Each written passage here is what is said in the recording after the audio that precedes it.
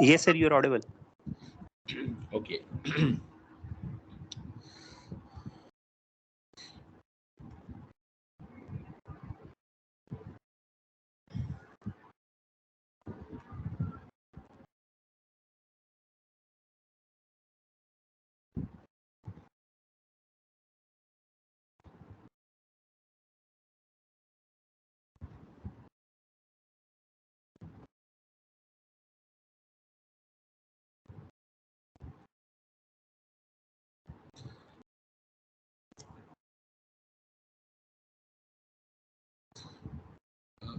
Okay, I hope you all can see the screen as well. Yes, sir. Okay, बिस्मिल्लाहिर्रहमानिर्रहीम। अच्छा, जो basically आज हम लोग चीज़ डिस्कस करने लगे हैं, that is basically I don't want to make it in the form of a lecture. I just want to make it a conversation so that we all can interact and we can discuss the things so that you can learn in a better manner.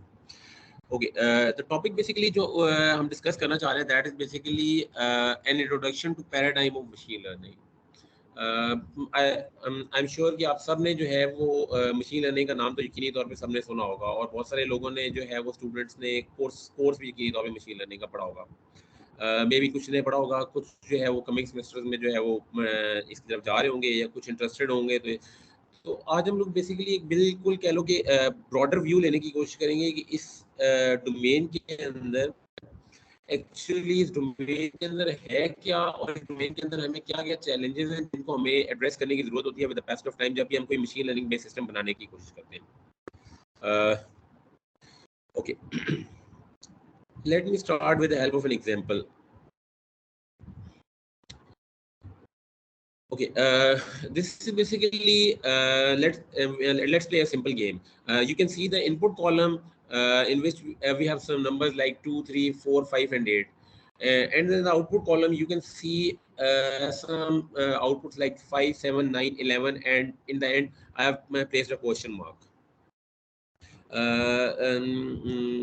Can any one of you tell me that what is going to be the output of this in correspondence to 8 by looking at the previous values of the inputs? Can any one of you please tell me?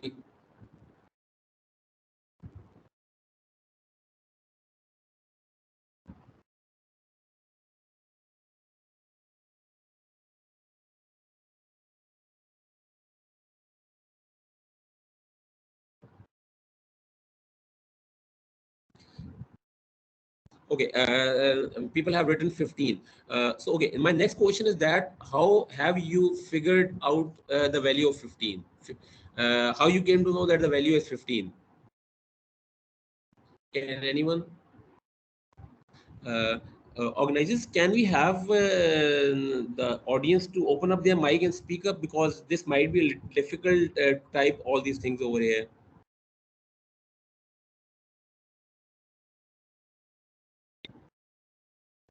Yes, sir. Mic हमने open कर दिया, तो everyone can answer here.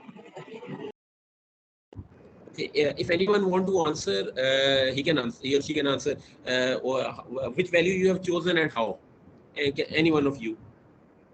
13, sir, based on even numbers. Few people have raised. Sorry. 13, sir. Okay, you said it 13, but how it is 13?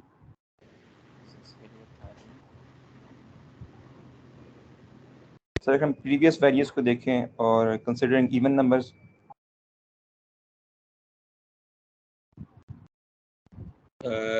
Okay. Anyone else? Sir, it would be 17. 15. It would be 17. How it is 17? Sir क्योंकि अगर हम x को देखें तो वहाँ से मतलब sequence चल रही है 2, 3, 4, 5 और फिर मतलब 6 और 7 को स्किप करके वो डायरेक्ट 8 पर उसने जंप किया हुआ है। लाइक 8 के लिए क्या हो गया हमारे पास, जबकि y में हमारे पास वो ऑड नंबर्स चल रहे हैं 5, 7, 5 से स्टार्ट हो रहे हैं आगे 5, 7, 9, 11।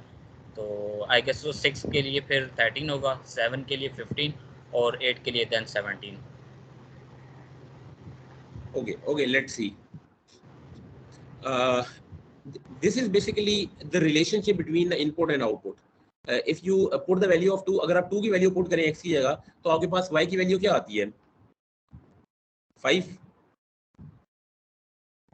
अगर आप x की वैल्यू 3 पुट करें आपके पास y की वैल्यू आती है 7 and so on so forth. तो अगर आप x की वैल्यू 8 पुट करेंगे तो what would you get in the place of y? It is obviously 17. Okay, so basically ये जो चीज जिस तरह आपने देखा, आपने ये देख के कहा कि अच्छा ये इनपुट्स हैं और ये इसके कॉरेस्पॉन्डिंग कुछ आउटपुट्स हैं। आपने इन इनपुट और आउटपुट्स को अपने सामने रखा और आपने कहा कि अच्छा यार इनपुट की ये वैल्यू थी तो इसके कॉरेस्पॉन्डिंग आउटपुट की ये वैल्यू आ रही थी, इनपुट की ये वैल्यू थी आउटपुट की कॉरेस्पॉन्डिंग ये वैल्यू आ रही थी। तो आप तो इस चीज को सोच सकते हो, you are human being, but computer और द मैथमेटिकल मॉडल्स इस चीजों को सोच नहीं सकते। They have to basically develop some relationship. उसे इस इनपुट और इस आउटपुट के दरमियान में कोई रिलेशनशिप बनाना पड़ेगा जिसकी बेस पे वो अपनी प्रेडिक्शंस कर सकेगा। आप सबने अपने जो है वो हायर स्कूल मैथ्स के अंदर एक इक्वेशन ऑफ अ लाइन पढ़ी है ना, y = mx + c। Yes sir. Yes sir. Okay, तो उसमें m क्या होता है और c क्या होता है? m is basically the slope of the line and y is basically and c is the y-intercept. तो आपके पास अगर ये सब इस चीज को देखो तो आपके सामने यहाँ पे एक क्वेश्चन लिखी है y = mx + b। I have written this. इसमें अगर मैं जो पीछे रिलेशनशिप आपको बताया y = 2x + 1, इसमें m की वैल्यू क्या आ गई 2 और b की वैल्यू क्या आ गई 1। अब ये तो देखो हमने सोच के इस बात का फैसला कर लिया, बट कंप्यूटर जब भी ये काम करने की कोशिश करेगा या जब भी तो ये पहली अटेम्प्ट में कभी भी ऐसा नहीं होगा कि वो एग्जैक्टली बिल्कुल सही वाला रिलेशनशिप डेवलप कर लेगा। m और b की जो वैल्यू है वो कंप्यूटर को डिटरमिन करनी पड़ेगी। वो ये डिटरमिन कर पाएगा तो तब वो इनपुट और आउटपुट के दरमियान में रिलेशनशिप बना सकता है। तो अब मिसाल के तौर पे चलो लेट सपोज मैं ये करता हूँ कि आपके पास मैं कहता हूँ जी कि इनिशियली मैं कोई सी रैंडम वैल्यू कंप्यूटर चूज करेगा m और b की। लेट्स से m की वैल्यू उसने चूज कर ली 1 और b की वैल्यू उसने चूज कर ली 0.5। इट्स जस्ट टोटली रैंडम, ये उसने रैंडमली कुछ वैल्यूज चूज कर ली। अब जब ये भी इसने वैल्यूज चूज कर ली, अब इसमें उसने जो है वो वैल्यूज पुट की। अब इक्वेशन हमारी क्या बन गई? y = mx + b थी ना, तो ये बेसिकली y = 1x + 0.5 ये इक्वेशन बन जाएगी।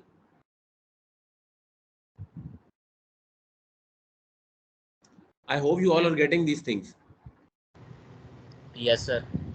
तो अब आपके सामने अब आप सिर्फ इसमें x की वैल्यू पुट करो। x की वैल्यू लेट्स से पहली वैल्यू आप पुट करते हो जो कि 2 है। आपने जब इसके अंदर 2 पुट किया तो क्या आंसर आया? y का आंसर क्या आएगा? Can anyone tell me?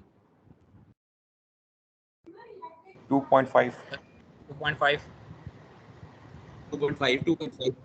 Obviously 2.5। तो अब आप ये देखो तो इनपुट आपके पास थी 2 और जो आपकी असल में आउटपुट थी वो थी 5 और आपकी प्रेडिक्टेड जो आउटपुट थी वो आ गई 2.5। इसी तरह आप सारी इनपुट की वैल्यूज इसके अंदर पुट करते जाओ, आपके पास सारी प्रेडिक्टेड वैल्यूज आती जाएंगी। I hope you get this point. Yes sir. Okay, तो अब आप ये देखें कि जो आपकी असल में आउटपुट है यानी कि जो y यानी कि जो असल में आनी चाहिए थी आउटपुट वो, और जो आपने m और b की वैल्यू चूज की है उसकी बेस पे जो प्रेडिक्टेड आउटपुट आ रही है उनके दरमियान में आपने डिफरेंस कंप्यूट करके डिफरेंस के कॉलम में लिख लिया। वो 5 का 2.5 से डिफरेंस लिया तो 2.5 आ गया, 7 का 3.5 से लिया तो 3.5 आ गया एंड सो ऑन, सारे डिफरेंसेस आ गए। I hope it makes sense till now. Yes sir. तो आपने इन सारे डिफरेंसेस को जब ऐड किया तो टोटल डिफरेंस आपके पास आ गया 31। ये आपके पास आपने एक रैंडमली m और b की वैल्यू चूज की और उसकी बेस पे आपने ये काम कर लिया तो टोटल डिफरेंस आ गया 31। अब ये 31 का मतलब ये है कि अच्छा खासा डिफरेंस है। आपकी जो असल में आउटपुट आनी चाहिए थी वो और जो आपकी प्रेडिक्टेड आउटपुट है उनमें काफी सारा फर्क आ रहा है, काफी ज्यादा डिफरेंस आ रहा है। तो जब उनमें काफी ज्यादा डिफरेंस आ रहा है तो इसका मतलब है कि ये वैल्यूज m और b की ये वैल्यूज जो है ना वो ठीक नहीं है, इनको चेंज करने की जरूरत है। इनको इस तरह चेंज करने की जरूरत है कि ये जो डिफरेंस आ रहा है ये डिफरेंस कम से कम हो आपके पास, ये मिनिमाइज होना चाहिए। ये बात सब फॉलो कर रहे हैं? Yes sir. ओके, अब बेसिकली तो अब ये अगर आप देखें तो computer aim is to minimise this total difference. Computer का जो एम होता है वो इस पूरे डिफरेंस को मिनिमाइज करना है। ओके, पहले हमारे पास थी m की वैल्यू 1, b की वैल्यू 0.5। लेट्स सपोज हम कहते हैं जी m की वैल्यू को हम 2 कर देते हैं, b की वैल्यू 0.5 रहने देते हैं। अब अगेन वही काम हम करते हैं कि अब इक्वेशन बन गई y equal to 2x plus 0.5 sorry.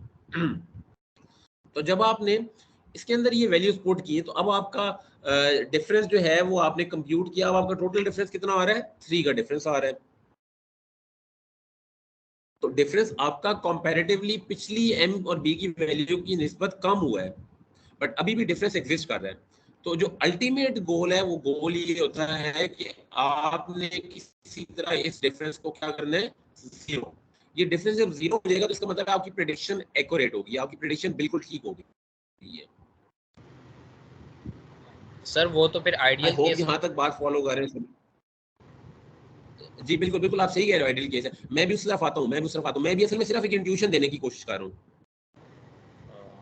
Okay sir, वो बिल्कुल आप बात सही कह रहे हो, आइडियल केस की तरफ हो जाता है, बट वो आइडियल केस ऑब्वियसली बात है रियल लाइफ में पॉसिबल नहीं होता, उसमें बहुत सारे प्रॉब्लम्स होते हैं। वो मैं प्रॉब्लम्स आगे डिस्कस करूंगा वन बाय वन सारी। अभी मैं सिर्फ आपको एक ब्रॉडर पिक्चर देने की कोशिश करूंगी, जो चीजें पहले आपने पढ़ी हैं उनके साथ मैं मशीन लर्निंग को लिंक करने की कोशिश कर रहा हूँ।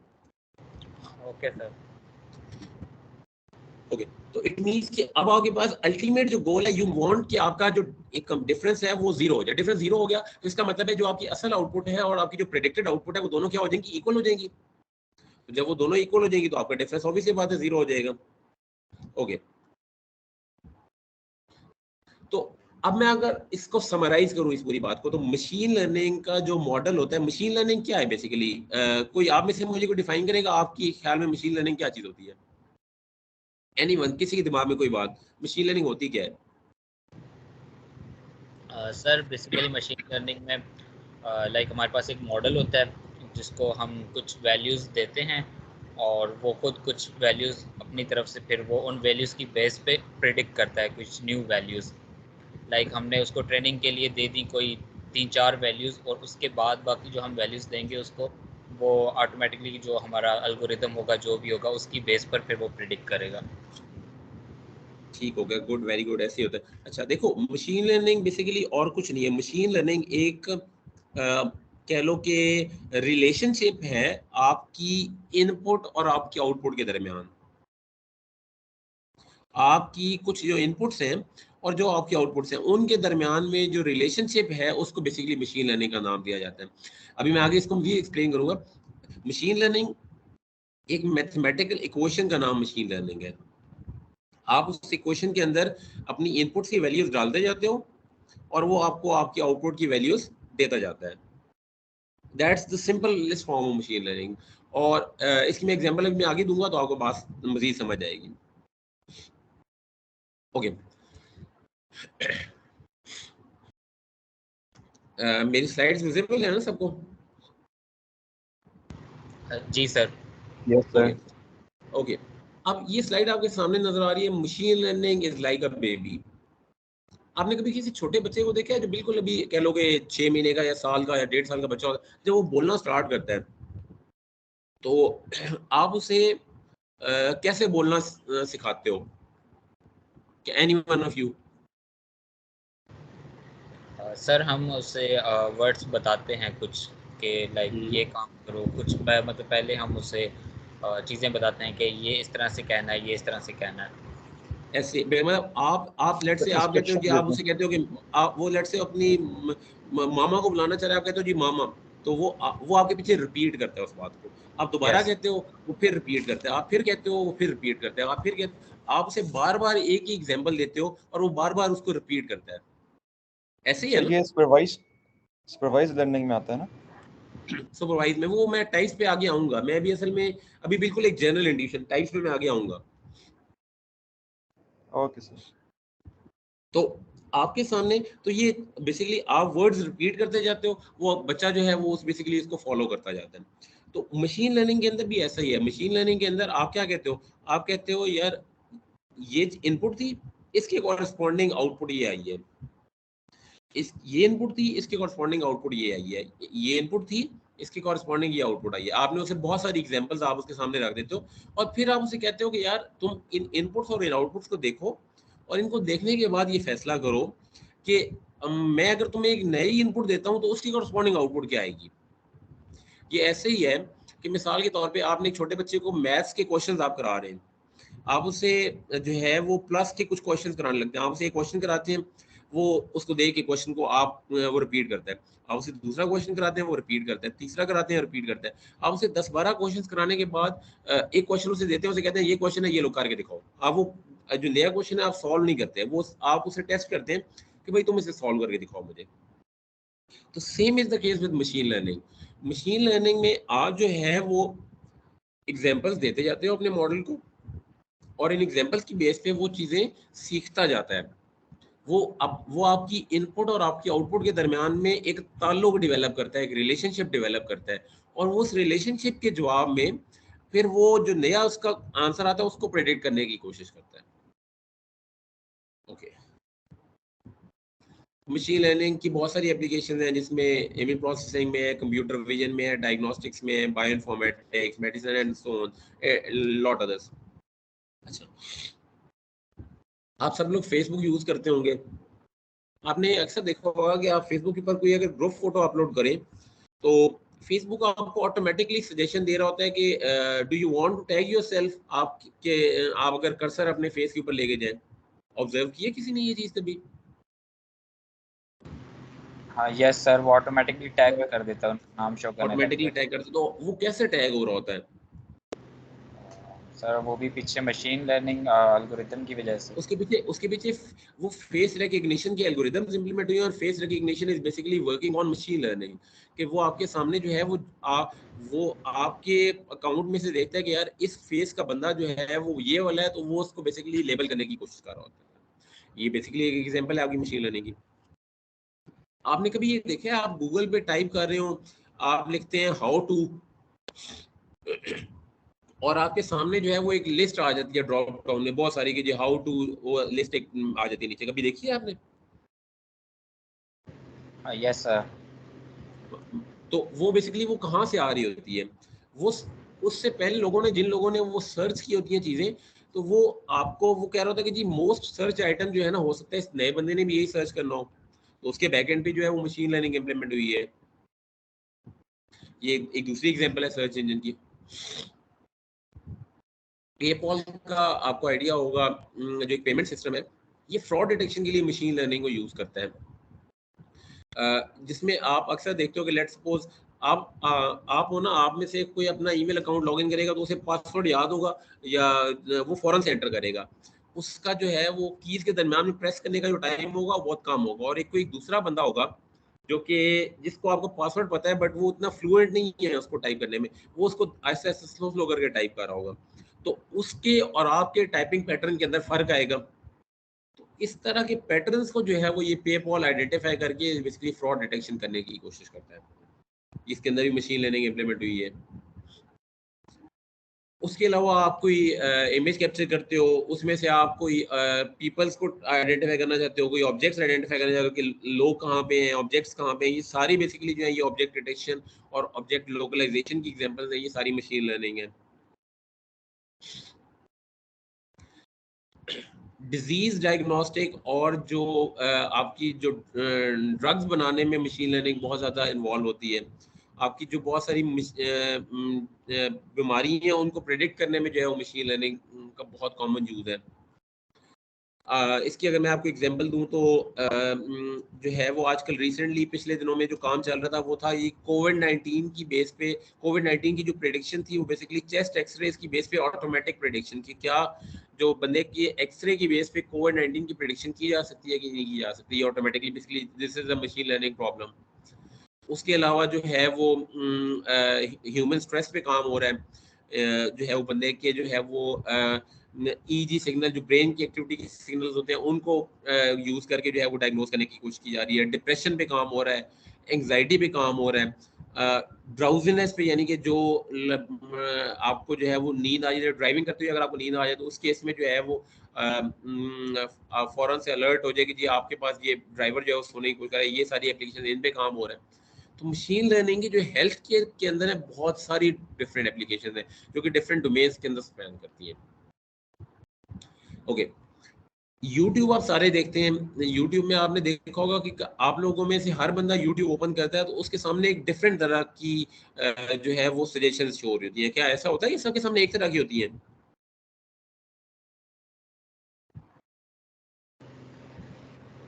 सर आई गेस वो डिफरेंट होती हैं। सब वो क्यों डिफरेंट होती है? कभी मतलब ऑब्जर्व करने की कोशिश की है आपने कि क्यों डिफरेंट है वो?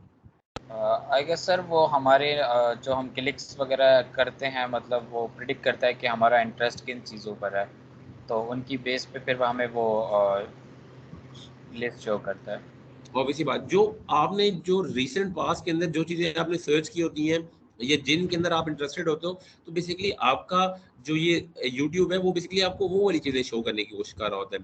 तो वो चीज़ें शो करने का मतलब है कि वो रिकमेंडर सिस्टम बेसिकली इसको कहते हैं। ये आपके पास रिकमेंडर सिस्टम हर बंदे के लिए अलग से जो है वो चीज़ें शो करता है। ये एक और एप्लीकेशन है मशीन लर्निंग की। इमोशन डिटेक्शन आप अक्सर करते हैं। आपके पास लेट्स सपोज जो है वो बहुत सारी एप्लीकेशन ऐसी बनी हुई हैं कि जो है वो बंदा जो है वो लेट्स से लेक्चर्स कोई ले रहे हैं, आप बैठे हैं क्लास में और आप जो है वो बोर हो रहे हैं या आप इंटरेस्ट से सुन रहे हैं। इन चीज़ों को बेसिकली क्लासीफाई करना कि बंदे के फेशियल एक्सप्रेशन की बेस पे कि वो किस तरह की इमोशंस हैं उसकी, ये बेसिकली मशीन लर्निंग की एक डोमेन का काम है जिस पे लोग बहुत काम कर रहे हैं। ओके, ये तो चले मैंने कुछ एप्लीकेशन ब्रॉडर बता दी। What is machine learning and how does it work? अब थोड़ा सा आ जाते हैं इस पे। पहले वक्तों में क्या था कि जी हमारे पास जो है वो लोग जो है वो ये हाथ से जो है वो आपके पास सारे जो टूल्स थे उनको यूज़ करके जो है बेसिकली काम करने की कोशिश करते थे। उसके बाद फिर आहिस्ता आहिस्ता चीज़ें जो है वो इवॉल्व हुई। आपकी चीज़ें जो है ये एक्सकवेटर की तरफ मूव की हैं। एक्सकवेटर से अब आपके पास जो है वो आप मज़ीद जो है वो सोफिस्टिकेटेड मशीन की तरफ मूव कर रहे हो।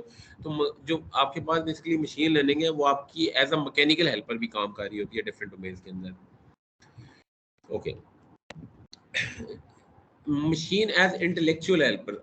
आपने अगर देखा हो तो पहले आज से शायद 100 साल पहले लोगों ने जो कैलकुलेशंस करनी होती, ये बोर्ड आप एक सामने देख रहे हो तो इस पे लोगों ने कैलकुलेशंस करनी जो होती थी, तो इतने बड़े बड़े बोर्ड्स लोगों ने लगा के उसके बाद कैलकुलेशंस कर मैथमेटिकल कैलकुलेशंस कर रहे होते थे। अब उसके बाद फिर आहिस्ता आहिस्ता जो है वो इवॉल्व हुई और आपके सामने जो है ये चीज़ें जो है वो ऑटोमेट होना शुरू हुई। आपके जो है वो ये डाटा सेंटर्स बनना शुरू हुई है, ये जो बेसिकली आपको नज़र आ रही है ऐसे। उसके बाद फिर आपके पास डेस्कटॉप कंप्यूटर्स आए। उन डेस्कटॉप कंप्यूटर से अब आप सर्वर स्टेशन की तरफ आ गए हैं। अब रिसेंट मोस्ट जो टेक्नोलॉजी है वो बेसिकली ये सर्वर स्टेशन है। इनके ऊपर आपकी सारी प्रोसेसिंग होती है और जो आपकी मैथमेटिकल कैलकुलेशन होती है वो सारी इस पे प्रोसेस होती है और इस पे प्रोसेस होकर आपको फ़ौरन से आउटपुट मिल जाती है। जो आपको ये हैसल बोर्ड में सारे काम करके करने पड़ रहे थे, ये आपको हैसल नहीं फील हो रही है। ओके, इसकी मैं अब आपको एग्जांपल देता हूँ कि जी मिसाल के तौर पे आपके सामने जो है वो एक पिक्चर है। आप लेट्स सपोज आपने ये मैंने पिक्चर लगाई है, ये बेसिकली समझ लें कि एक प्रोसेसिंग सिस्टम है जिसके अंदर कुछ एल्गोरिदम इंप्लीमेंट हुई है और वो ये एल्गोरिदम ये सिस्टम जो है ये कुछ एल्गोरिदम प्रोसेस करेगा और उसकी बेस पे बताएगा कि ये जो पिक्चर आपने दी है ये पिक्चर किसकी है, एक कैट की है या डॉग की है। तो बेसिकली ये कह लो कि एक ऑटोमेटेड सिस्टम आपका डेवलप हो रहा है इस तरह। इनकी डिटेल में भी आगे हम जाते हैं। एक और बंदे की आपके सामने पिक्चर है और आप क्वेश्चन पूछ रहे हो should I hire this person, क्या मैं इस बंदे को हायर करना चाहिए मुझे? तो ये सिस्टम आपको कुछ कैलकुलेशंस करके बताएगा कि जी आपको इसको हायर करना चाहिए या नहीं करना चाहिए। लेट्स यहाँ पे लिखा हुआ है नो।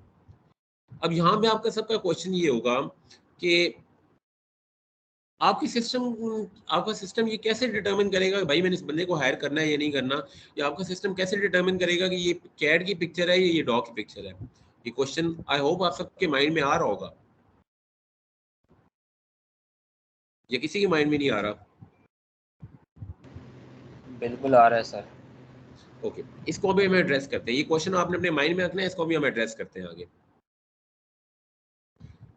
ओके, कुछ और एग्जांपल देखते हैं। आपके सामने एक हमने कैट वाली देख ली, एक और हमने कहा जी एक बंदा जो है वो उसकी पिक्चर है। मैं ये बताना चाह रहा हूँ, मैं चाहता हूँ कि मेरा सिस्टम ये बताए मुझे कि ये बंदा हैप्पी है, सैड है, एंग्री है, न्यूट्रल है और सरप्राइज है, इनमें से कुछ भी हो। मैं ये चाहता हूँ कि मेरा सिस्टम मुझे ये बताए। उसके अलावा एक नीचे और पिक्चर आपको नजर आ रही है जिसमें रोड जो है वो एम्प्टी है। मैं ये चाहता हूँ कि ये पिक्चर मेरे सिस्टम के अंदर जाए और मेरा सिस्टम ये बताए कि ये रोड एम्प्टी है, ये रोड फुल है। ये बेसिकली वो मैं चाहता हूँ कि मेरा सिस्टम ये प्रेडिक्ट करके बताए। अब आप सबका क्वेश्चन यही होगा कि ये सिस्टम को ये कैसे पता लग रहा है कि भाई ये बंदा उदास है, खुश है, ये क्या है, और ये कैसे पता लगेगा कि ये रोड खाली है, ये रोड फुल है। इसको हम एड्रेस करते हैं। एक और एग्जांपल ले लेते हैं डिफरेंट डोमेन की। अब एक आपने कोई एक लफ्ज बोला, लेट से आपने कहा जी हॉस्पिटल, या आपने कहा जी क्लिनिक। तो अब मैं ये चाहता हूँ कि जो आप लफ्ज बोल रहे हो, आपका सिस्टम आपको वो लफ्ज जो है ना वो लिख कर दे दे। कैसे लिख के देगा, ये एक और इम्पोर्टेंट क्वेश्चन है। आप चेस खेल रहे हो और आप चाहते हो कि जी आपका सिस्टम जो है वो आपको बेस्ट मूव जो है उस चेस के अंदर वो आपको कंप्यूट करके बताए। ये सारे प्रॉब्लम्स हैं जो हम कंप्यूटर से सॉल्व कराना चाहते हैं, बट ये सॉल्व कैसे होंगे, विल लुक एट इट। अच्छा, ये जो सारे मसले आपको सामने नजर आ रहे हैं, क्लासिफिकेशन क्या चीज होती है, क्लासिफिकेशन का वर्ड क्या शो कर रहा होता है, बताएगा मुझे कोई प्लीज आप में से। क्लासिफिकेशन क्या होती है?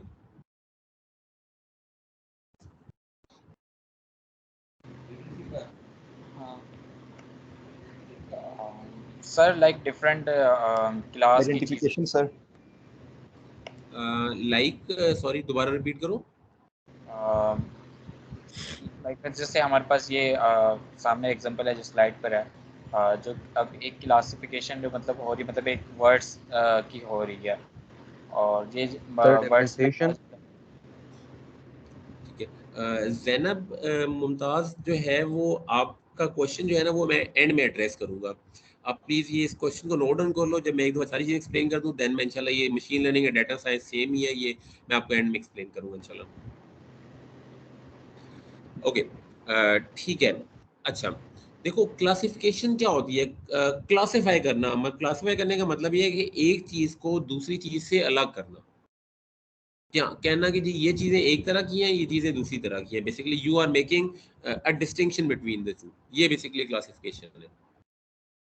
ठीक है, सब बात आप सही कह रहे हो, making difference between the things. Okay,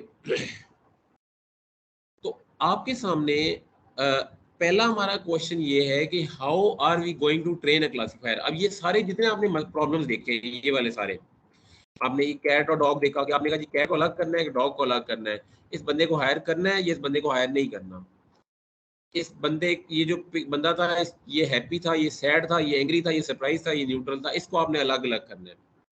तो ये सारे बेसिकली आपने एक चीज को दूसरी चीज से अलग करना है। आपने ये रोड बताना है कि ये एम्प्टी है, ये फुल है, तो ये बेसिकली डिफरेंट क्लासिफिकेशन आप कर रहे हो।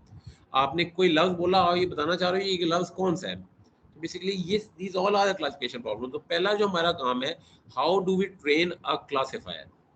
हमें क्लासिफायर को जो है वो ट्रेन कैसे करना है, इसको देखने की कोशिश करते हैं। अच्छा, मिसाल के तौर पे मैं इसको ना अभी मशीन लर्निंग से हट के ना मैं आपको एक रियल लाइफ की एग्जांपल देता हूँ। मिसाल के तौर पे आप लोग कहीं इंटर्नशिप करने जाते हैं, और इंटर्नशिप करने आप जाते हैं तो वहाँ पे आपको पहले दिन ही जो है ना वो जो आपका बॉस है ना वो आप कहता है कि यार इस तरह करो ना, ये कुछ लोग आ रहे हैं इंटरव्यूज देने वाले, तुम जाके इनके इंटरव्यूज ले आओ। और वो तुम्हें ये बताता है कि अगर जो है वो क्राइटेरिया वो तुम्हें ये बता देता है, वो कहता है कि यार ग्रेड जो है ना बंदे के जो है वो इम्पोर्टेंट है और यूनिवर्सिटी इम्पोर्टेंट है। ये दो चीज़ें तुमने अपने दिमाग में रखनी है जब तुम इंटरव्यू ले रहे होगे, कि उसके ग्रेड भी अच्छे होने चाहिए और उसकी यूनिवर्सिटी भी अच्छी होनी चाहिए। यानी कि अगर उसके ग्रेड भी अच्छे हैं, उसकी यूनिवर्सिटी भी अच्छी है, तो इसका मतलब है सब अच्छा है, तुमने उसे हायर कर लेना है। और अगर उसके ग्रेड बुरे हैं और यूनिवर्सिटी भी बुरी है, तो तुमने उसे हायर नहीं करना। ये क्राइटेरिया लेके वो चला गया, वहां जाके वो बैठा, वो इंटरव्यू लेने लगा। वहां पर उसके पास एक कैंडिडेट आ गया जिसके ग्रेड्स तो बहुत अच्छे थे, पर उसकी यूनिवर्सिटी जो है वो अच्छी नहीं थी। ओके, ये कोविड-19 वाला जो पॉइंट है ये मैं रिपीट कर देता हूँ अभी थोड़ी देर में दोबारा। अच्छा, उसके पास एक नया जो है वो कैंडिडेट आ गया जिसके ग्रेड्स अच्छे थे बट यूनिवर्सिटी अच्छी नहीं थी। क्या करेगा वो, अब आप लोग मुझे बताएं। वो उस बंदे को हायर करेगा या नहीं करेगा?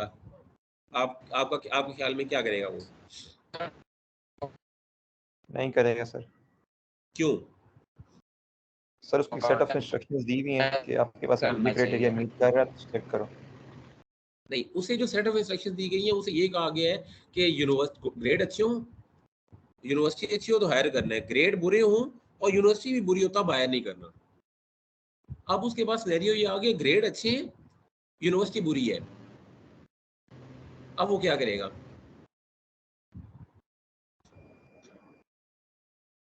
तो उसके पास कोई इस तरह की कोई एग्जांपल उसके पास मौजूद नहीं है ना, उसे बताया भी नहीं गया कि तुमने इस सिनेरियो में क्या करना है। बात समझ आ रही है ना जो मैं समझाना चाह रहा हूँ?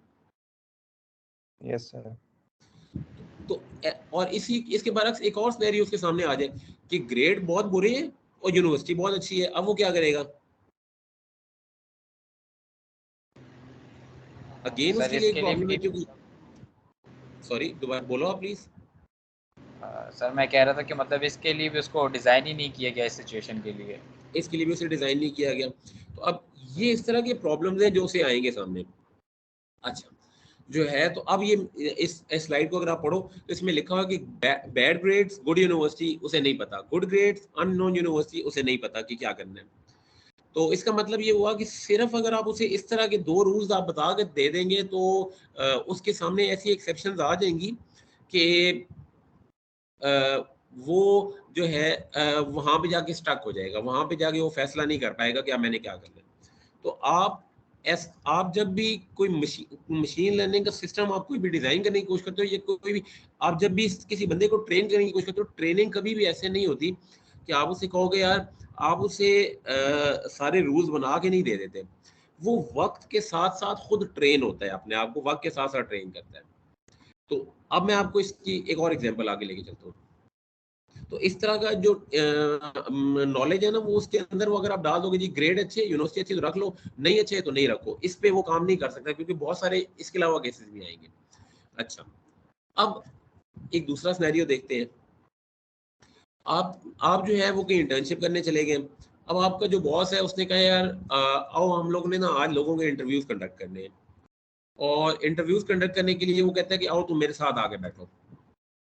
तो आप लोग जो है ना आप जाके अपने बॉस के साथ जाके बॉस इंटरव्यू किए जा रहे हैं, आप जो है वो इंटरव्यू करते करते करते जो है वो कुछ बंदों को सिलेक्ट कर रहा है, कुछ बंदों को आपको वो कुछ बता नहीं रहा कि मैंने अच्छी यूनिवर्सिटी वाले को सिलेक्ट किया है, बुरी वाले को किया है, अच्छी रैंक अच्छे ग्रेड वाले को किया। आपको वो कुछ नहीं बता रहा, आप सिर्फ उसको देख रहे हो और ऑब्जर्व कर रहे हो और उस ऑब्जर्वेशन के बेस पे अपने दिमाग के अंदर कुछ पैटर्न बनाने की कोशिश कर रहे हो कि यार कि मेरा जो बॉस है कि कौन से बंदों को रखने की बात कर रहा है हायर करने की, और कौन से बंदों को जो है ये हायर ना करने की बात कर रहा है। आप इस तरह का पैटर्न बना रहे हो। अच्छा तो अब मुझे ये बताओ कि जितने ज्यादा बंदों के इंटरव्यूज आपका बॉस लेगा उतनी ज्यादा आपकी लर्निंग होगी ना वहां पे।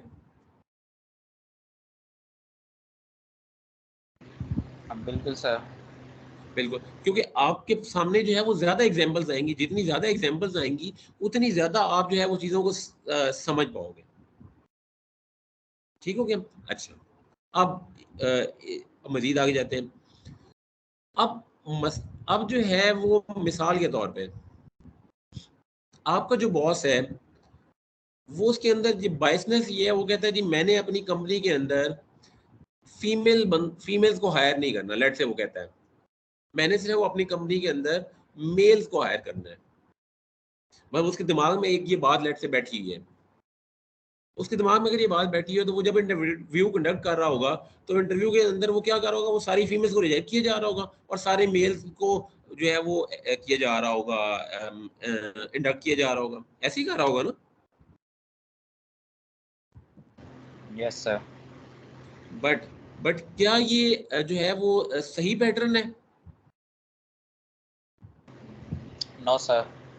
ये सही पैटर्न नहीं है। बट ये पैटर्न सही नहीं है, बट आप एज ए इंटर्नी या एज ए ट्रेन आप साथ बैठे और आपकी ट्रेनिंग हो रही है। और आपकी ट्रेनिंग क्या हो रही है कि भाई मेरा बॉस जो है वो किसको सिलेक्ट कर रहा है, लड़कों को सिलेक्ट कर रहा है और लड़कियों को सिलेक्ट वो नहीं कर रहा। तो आप जब दोबारा आपका सिस्टम किस बात पे ट्रेन हो जाएगा कि भाई मैंने भी सिर्फ लड़कों को रखना है, लड़कियों को मैंने नहीं रखना। मेरी बात फॉलो कर रहे हो? जी सर। ठीक है। ठीक है, ये जो आप कह रहे हो ना, इट इज सब्जेक्टिव, और बिल्कुल ये सब्जेक्टिव है। इसीलिए मैं बात करूं कि ये जो चीज़ है ये सब्जेक्टिव मामला है, और जो इंसानी नेचर है, इंसानी नेचर में बायस, इस ये जो फिनोमेना है ना, इसको हम कहते हैं बायसनेस। बायसनेस क्या होती है? किसी एक तरफ झुकाव हो जाना। बायसनेस ये कहते हैं ना कि फलाना बंदा बायस्ड है, तो बायसनेस का मतलब होता है किसी एक तरफ झुक जाना। तो ये बेसिकली मशीन लर्निंग के अंदर एक फिनोमेना होता है जिसको कहते हैं बायसनेस।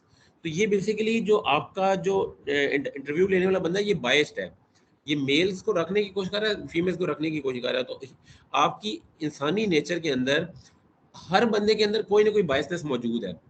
हो सकता है जो है वो, मैं आपको आगे जाके बायसनेस की और एग्जांपल दूंगा तो आपको मजीद समझ आएगी बात।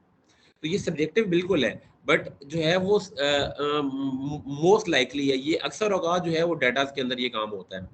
तो जिसकी वजह से आपका सिस्टम गलत ट्रेन होगा। मतलब आप ये सीख लो कि यार मैंने लड़कों को रखना है, लड़कियों को नहीं रखना, जो कि गलत है। अब ये आपने क्यों सीखा? क्योंकि आपको जो ट्रेन करने वाला बंदा था उसके अंदर एक बायसनेस मौजूद थी, यानी कि जो एग्जांपल्स वो आपको दे रहा था वो आपके पास एक वो सिर्फ वो जितने बंदों को हायर कर रहा था वो सिर्फ सारे लड़के थे, और जितनों को हायर नहीं कर रहा था वो सारी लड़कियां थी। तो ये जो आपका सिस्टम है ये गलत ट्रेन हो रहा है, इस चीज को भी हमने एड्रेस करना होता है। ये काम भी आपने नहीं करना होता। आपने, आपके सामने आपका मॉडल कब अच्छा ट्रेन होगा, आपके दिमाग में सिचुएशन क्लियर कब होगी?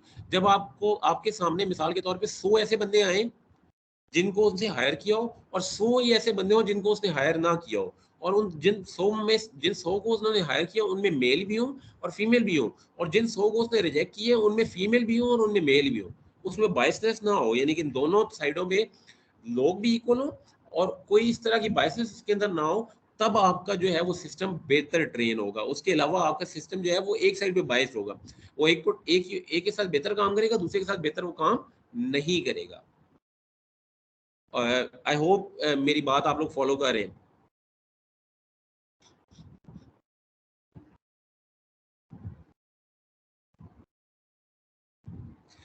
ठीक है, आप ये कह रहे हो कि intern may not notice this कि क्राइटेरिया जेंडर है। बिल्कुल हो सकता है, बिल्कुल हो सकता है, ये सारी जो आप बात कर रहे हो बिल्कुल सही कह रहे हो।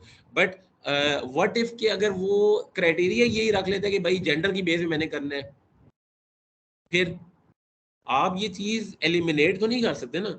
आप जिस चीज को कंट्रोल कर सकते हो वो ये कर सकते हो कि आप जब सिस्टम को ट्रेन कर रहे हो तो सिस्टम को ट्रेन करते हुए आपके सिस्टम के अंदर जो है वो बायसनेस ना हो। आपके कंट्रोल में बायसनेस है, आपके कंट्रोल में ये नहीं है कि जो बंदा जो जो चीज ट्रेन हो रही है वो किस चीज पे ट्रेन हो रही है। मैं भी आपको आगे एग्जांपल दूंगा, उससे आपको मजीद समझ आएगी। ये कॉन्सेप्ट होता है मशीन लर्निंग है ना, जिसको कहते हैं एक्सप्लेनेबिलिटी, वो मैं भी आगे जाके एक्सप्लेन करूंगा, तो उससे आपको मजीद बात क्लियर होगी। ओके, तो आई होप यहाँ तक बात समझ आ गई है।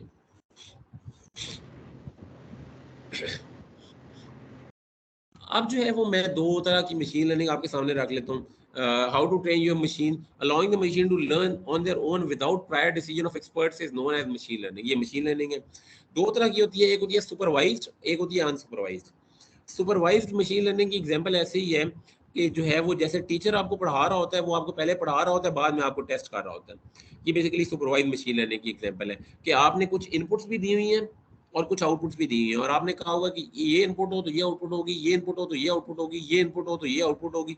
इस इनपुट और आउटपुट के दरमियान में रिलेशनशिप बनाओ और रिलेशनशिप बना के नई आने वाली वैल्यूज को प्रेडिक्ट करो। ये सुपरवाइज्ड मशीन लर्निंग है। अनसुपरवाइज इससे हट के होती है। अनसुपरवाइज में आपके पास सिर्फ जो है वो इनपुट होती है, आपके पास कोई आउटपुट लेबल नहीं होता। आपको नहीं पता होता कि कौन सा पॉइंट, कौन सा डाटा किस तरफ जाना है, कौन सा डाटा किस तरफ जाना है। मिसाल के तौर पे मैं आपके सामने फ्रूट्स की एक टोकरी रख देता हूँ, उसके अंदर कुछ जो है ना वो पड़े हुए हैं, लेट से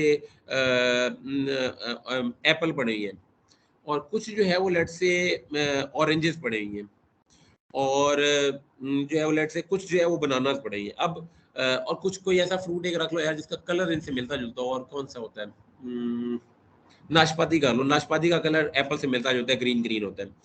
अब आपके सामने अनसुपरवाइज में क्या होगा? अनसुपरवाइज में ये भी हो सकता है कि वो एप्पल को एक साइड पे कर दे, ऑरेंजेस को एक साइड पे कर दे और बनानास को एक साइड पे। एक तरीका ये हो सकता है। एक तरीका वो ये हो सकता है, वो ये कहे कि यार ये जो सारे ग्रीन कलर वाले फ्रूट्स हैं ना, इन सारों को एक साइड पे कर दो, और जो ग्रीन कलर वाले नहीं है उन सारों को एक साइड पे कर दो, क्योंकि आपने उसे कोई लेबल दिए नहीं होते। वो बेसिकली अपनी ऑब्जर्वेशन की बेस पे ही सीखता है कि कौन सा जो है वो डाटा मैंने किस तरह रखना है, और उस डाटा के हिसाब से वो अपने आप को अरेंज करने की कोशिश करता है। ये होती है अनसुपरवाइज्ड मशीन लर्निंग। अनसुपरवाइज के अंदर फिर आगे टाइप्स है, उसकी क्लस्टरिंग है, और कुछ और उसकी डोमेन है, हायरार्किकल क्लस्टरिंग एंड समथिंग। वो खैर आज हमारी डिस्कशन ऐसा नहीं है, that those are the detail things. Okay, मैं जरा एक बड़ा कॉमन क्वेश्चन है जो सबका होता है कि जी आर्टिफिशियल इंटेलिजेंस, मशीन लर्निंग और डीप लर्निंग में फ़र्क क्या है। मैं इसको क्लियर करना चाहता हूँ। आर्टिफिशियल इंटेलिजेंस जो है वो बेसिकली एक ब्रॉडर पिक्चर है। आपके पास जो मशीन लर्निंग और डीप लर्निंग है वो दोनों एआई के अंदर फॉल करते हैं। देखो, आर्टिफिशियल इंटेलिजेंस का मतलब, इंटेलिजेंस क्या होती है? जहानत। और आर्टिफिशियल इंटेलिजेंस का क्या मतलब हुआ कि आर्टिफिशियल जहानत। तो आर्टिफिशियल जहानत का मतलब है आप ये करने की कोशिश कर रहे हो कि आप ये कह रहे हो कि आप किसी तरह जो है वो मशीन को आर्टिफिशियली ज़हीन बना दो कि वो इंसान की तरह का बिहेवियर करने लग जाए, इंसान की तरह का बिहेवियर करने लग जाए। ये आर्टिफिशियल इंटेलिजेंस है। अब मशीन लर्निंग क्या है? मशीन लर्निंग बेसिकली उस एआई के अंदर एक हिस्सा है जिस जो कि आपके पास स्टैटिस्टिकल मेथड यूज करता है, और वो एक्सपीरियंस की बेस पे ये जो भी एग्जांपल्स हैं वो आप उसे डिफरेंट एग्जांपल्स देते जाते हो, और उन एग्जांपल्स की बेस पे वो ये लर्न करता है, और लर्न करके जो है वो अपने अगली आने वाली प्रेडिक्शंस को करने की कोशिश करता है। तो मशीन लर्निंग बेसिकली एआई का एक सबसेट है, और डीप लर्निंग उसका एक मजीद मशीन लर्निंग का भी एक सबसेट है। डीप लर्निंग के अंदर जो है वो आपके पास डीप लर्निंग का जो बेसिकली एम है ना, वो ये फोकस होता है, वो होता है कि जी आपने नाम सुना होगा न्यूरॉन्स का। न्यूरॉन्स का नाम सुना होगा किसी ने?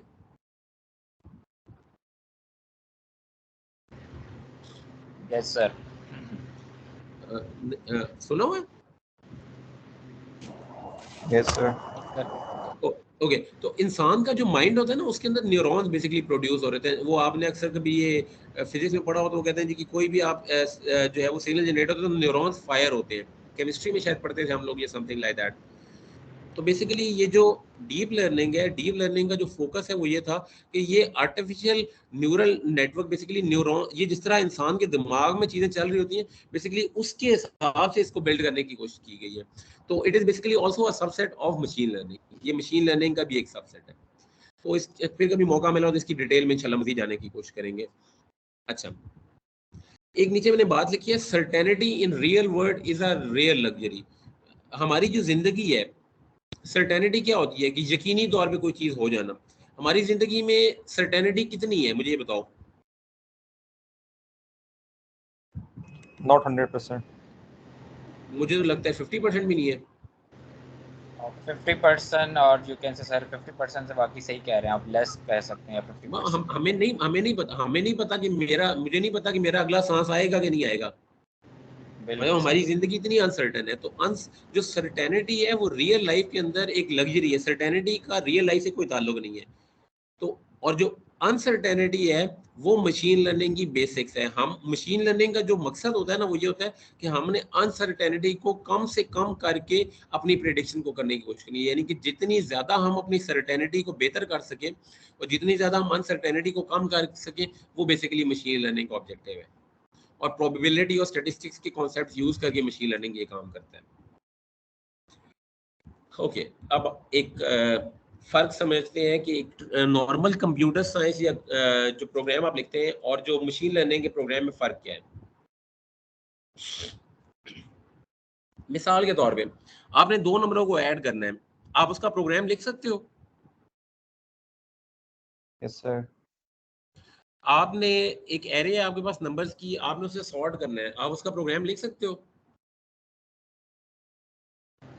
Yes sir. कोई आपने स्ट्रिंग सर्च करनी है किसी टेक्स्ट फाइल से, आप उसका प्रोग्राम लिख सकते हो। बिल्कुल सर। ये सारी वो चीज़ें हैं जिनके आप प्रोग्राम्स लिख सकते हो। इसी तरह कोई आपने ऑडियो या वीडियो प्ले करनी है, उसका आप प्रोग्राम लिख सकते हो।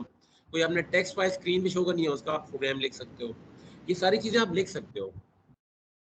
अच्छा, अब मुझे ये बताओ कि ये बंदे का एक्सरे तुम देखो सामने, और इस एक्सरे को देख के बताओ कि इस बंदे को ब्रेन ट्यूमर है या नहीं है, इसका प्रोग्राम लिख सकते हो तुम?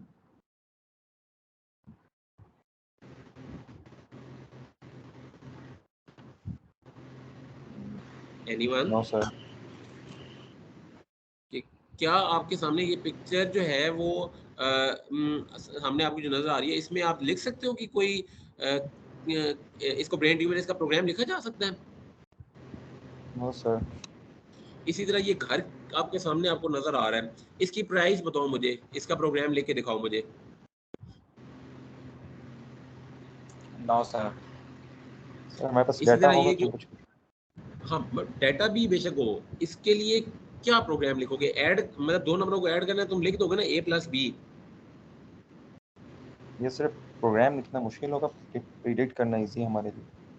हाँ वो इस मैं यही अभी मैं यही फर्क समझाने की कोशिश कर रहा हूँ कि जो उन प्रोग्राम, और इसी तरह लेट्स सपोज एक वर्ड आपने बोला है, अब ये वर्ड बोला है आपने और आप कहते हो जी मैं एक प्रोग्राम लिख दूं जो ये प्रेडिक्ट करे कि क्या लफ्ज बोला गया, वो कोई लिख सकते हो प्रोग्राम इसका?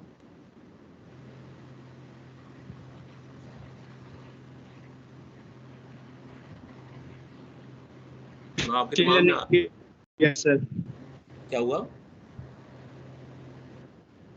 मशीन लर्निंग के थ्रू सर है तो यस सर। स्पेसिफिकली एक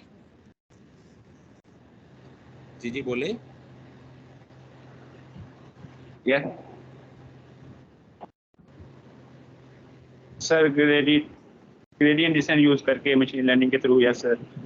उस हवाले अभी के अभी अभी नहीं देखो, मुश्किल बातें नहीं करो, अभी ग्रेडियंट डिसेंट भी नहीं जाओ, यहाँ पे हमारी बहुत सारी ऑडियंस होगी जिसको ग्रेडियंट डिसेंट का भी नहीं पता होगा। वो बेसिकली एक एडवांस बात है। फिलहाल हम ये देखना चाह, मैं ये कहने की बात कर रहा हूँ, क्या जिस तरह एक नॉर्मल प्रोग्राम लिख सकते हो उस तरह इसका एक नॉर्मल प्रोग्राम लिखा जा सकता है? Normally sir we can't do it.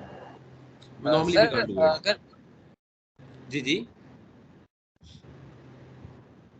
Sir अगर स्पेसिफिकली एक घर की बात की जाए, अगर उसको डाटा दिया जाए लाइक उसके अगर घर का एरिया इतना है और विंडोज़ इतनी है या मतलब कि तो फिर तो मे भी पॉसिबल है।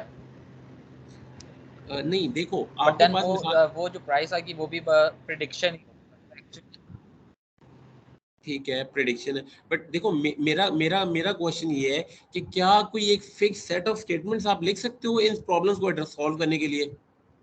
सर उसके लिए हमें एक ऐसा मॉडल बनाना पड़ेगा जो उसके साथ कंपेयर करें, तब हमें प्रेडिक्ट कर सकते एग्जैक्टली मतलब जो मैं अभी देखो तुम अभी तुम ये देखो कि क्या ये वाले जो मसले हैं ये ट्रेडिशनल कंप्यूटर साइंस की जो प्रोग्राम्स हैं उनसे सॉल्व हो सकते हैं? हैं। Yes sir, normally we can't do it. Normally मैं अभी सिर्फ इस चीज को एड्रेस करने को, क्योंकि मैं अभी मशीन लर्निंग और एक ट्रेडिशनल कंप्यूटर साइंस के दरमियान में फर्क करना चाह रहा हूँ आप लोगों के लिए। जी सर। ओके ये सारे आपके सामने मैं डिस्कस कर चुका हूँ। अब ये ट्रेडिशनल कंप्यूटर साइंस और मशीन लर्निंग के पैराडाइम में मैं जरा अब यहाँ पे आपके फर्क, ट्रेडिशनल जो कंप्यूटर साइंस जो हम प्रोग्राम लिखते हैं उसमें क्या करते हैं हम लोग एक प्रोग्राम लिखते हैं, उस प्रोग्राम को कुछ डाटा यानी कि इनपुट देते हैं और वो हमें क्या दे देता है, एक आउटपुट दे देता है। ऐसे ही होता है ना नॉर्मल प्रोग्राम के अंदर?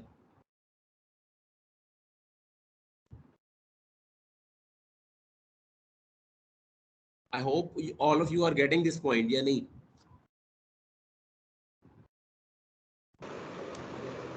Yes sir.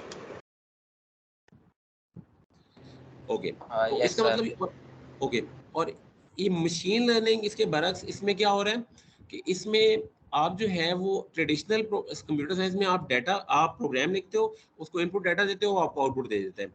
मशीन लर्निंग में आप क्या देते हो, आप डाटा देते हो और साथ में उस डाटा की आउटपुट दे देते हो, और आप ये कहते हो कि भाई इस डाटा जो इनपुट है मेरा और जो मेरी आउटपुट है उसके दरमियान में कोई एक रिलेशनशिप बनाओ और मुझे मेरे आउटपुट पे एक प्रोग्राम बना के दे दो।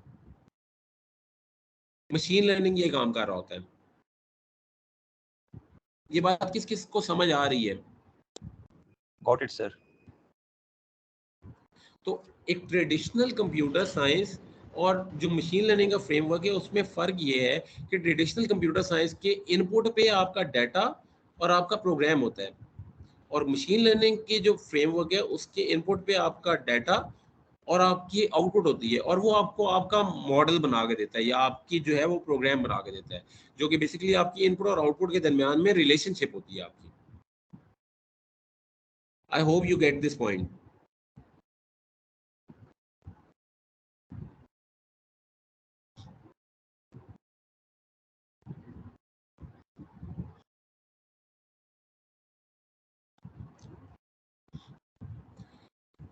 ओके ठीक है, अब इसको मैं मजीद एलेबोरेट करता हूँ।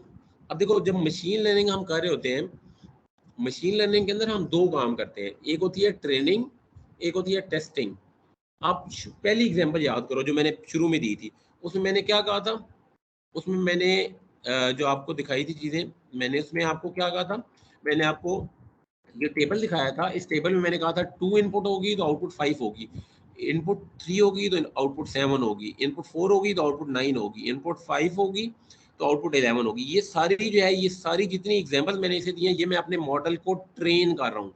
मैंने उसे इनपुट्स भी दिए हैं, उसे मैंने आउटपुट्स भी दिए हैं, और मैंने कहा है कि इन इनपुट और आउटपुट की बेस पे कोई एक प्रोग्राम बना के मुझे दो, जो कि क्या करे कि जब उसको मैं 8 की वैल्यू एज एन इनपुट दूं तो वो मुझे ये बताए कि मेरे पास इसकी आउटपुट क्या आनी चाहिए। ये बात किस किस को समझ आ रही है?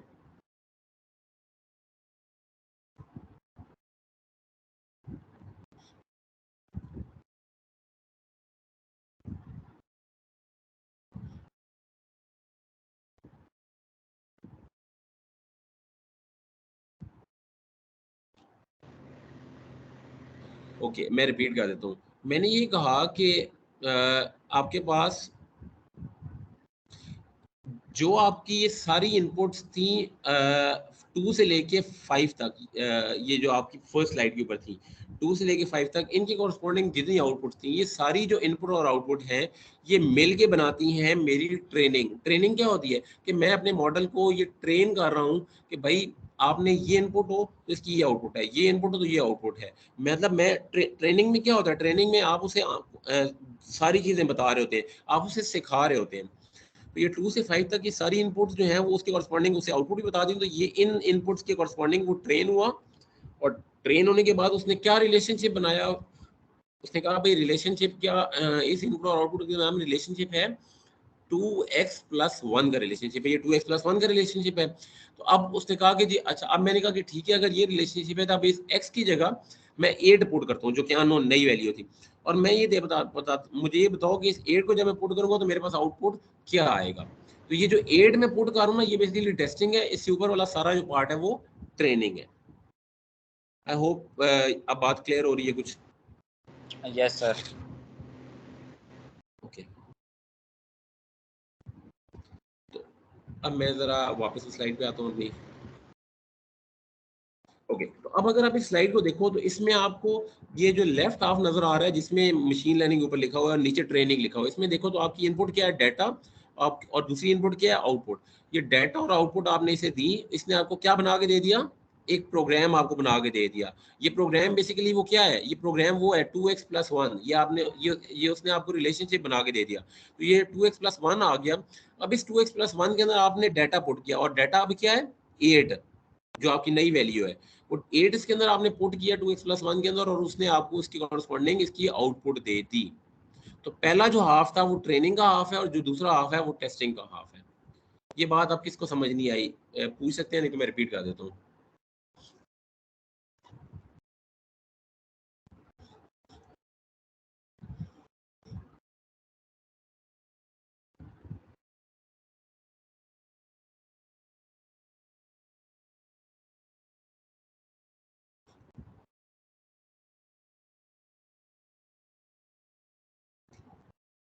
किसी को समझ नहीं आई या सबको समझ आ गई, कोई रिस्पॉन्ड नहीं कर रहा?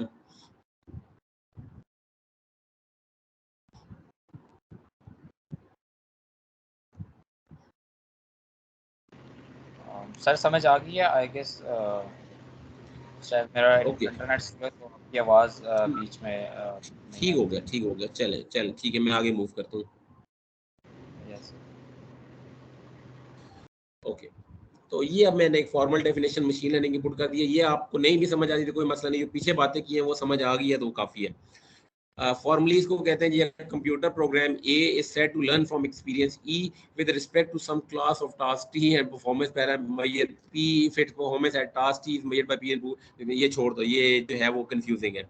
जो पीछे आपने चीज समझ लिया दैट्स या ये इनफॉर्मली वाली डेफिनेशन देख लो। इनफॉर्मली डेफिनेशन है algorithms that improve on some task with experience, कि एक्सपीरियंस के साथ साथ जो एल्गोरिथम अपने आप को इम्प्रूव करता है उसको मशीन लर्निंग कहते हैं।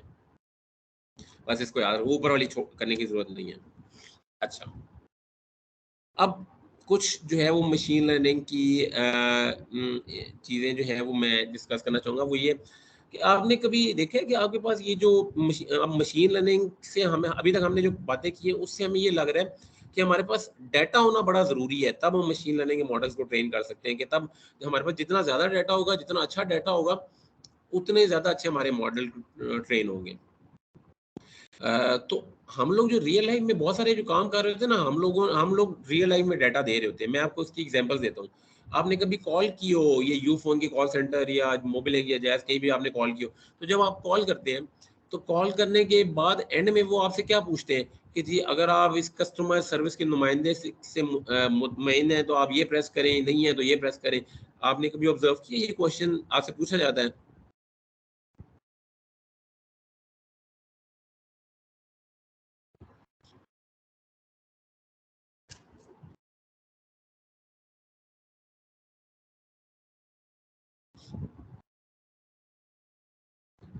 तो बेसिकली ये जो क्वेश्चन है, ये क्वेश्चन इसका जो है ये बेसिकली आप जब आप उसका आंसर करते हो ना, तो ये बेसिकली वो जो सर्विस सेंटर वाले हैं ये डाटा सेव कर रहे होते हैं, और उस डाटा जो है वो बाद में मशीन लर्निंग मॉडल्स को ट्रेन करने के लिए यूज होता है। अच्छा, उसकी मैं एक और एग्जांपल आपको देता हूँ। आपने कभी ये देखा होगा कि आप कभी बार गूगल खोलते हैं तो आपके सामने आ जाता है, वो लिखा हुआ आता है कि आर यू अ रोबोट, और वहाँ पे आप यस करते हैं तो आपके सामने इमेजेस आ जाते हैं और कहते हैं जी कि सिलेक्ट द इमेजेस विद फलाना, ये आप जी कार्स वाला इमेज सेलेक्ट करें या साइकिल वाला इमेज सेलेक्ट करें, तो इस तरह के आपके ऑप्शन आपके सामने आ जाते हैं। ये कभी ऑब्जर्व किया आपने ये चीज?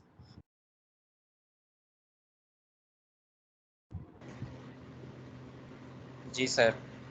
तो ये जो सारी चीजें ये बेसिकली आप जब इस तरह की ये सारा बेसिकली आप मतलब आपको पता भी नहीं लग रहा होता और आप बहुत सारा डाटा जो है वो दे रहे होते हो। अब गूगल आपसे सारा सारा दिन जो है वो आपका सारा डाटा लेता रहता है। आपकी लोकेशन ऑन होती है, मोबाइल की लोकेशन के हिसाब से आपका डाटा जा रहा होता है। आप ये जो टैगिंग कर रहे हो तो ये सारा डाटा जा रहा होता है। आप कॉल सेंटर्स पे आपका डाटा जा रहा होता है। तो ये सारा जो डाटा ये सारा डाटा जो है वो आपकी मशीन लर्निंग मॉडल्स को ट्रेन करने के लिए इस्तेमाल होता है। तो ये बेसिकली कुछ एग्जांपल्स हैं। तो इसलिए ये डाटा है ना, ये जो डाटा बनाने डाटा जो है वो इस तरह आपके पास आता है जिसकी बेस पे मशीन लर्निंग मॉडल्स ट्रेन होते हैं। कुछ एप्लीकेशंस हैं स्पीच के अंदर, जो आवाज़ की बेस पे हम बहुत सारे काम कर सकते हैं कि कौन बोल रहा था, क्या बोल रहा था, क्या ये वाकई अहमद था जो बोल रहा था, क्या जो इस लाइन बोल रहा था इसमें क्रेडिट कार्ड का नाम मेंशन किया था, ये जो बंदा बोल रहा था ये मेल था ये फीमेल था, या ये कोई रूरल था या अर्बन था, कोई देहाती बंदा था या कोई शहरी बंदा था, इसकी क्या ये इसकी L1 यानी कि फर्स्ट लैंग्वेज थी, इसकी बंदे की हाइट क्या थी, इस बंदे की स्पीच के अंदर कोई डिफेक्ट्स हैं, इसकी एज कितनी है।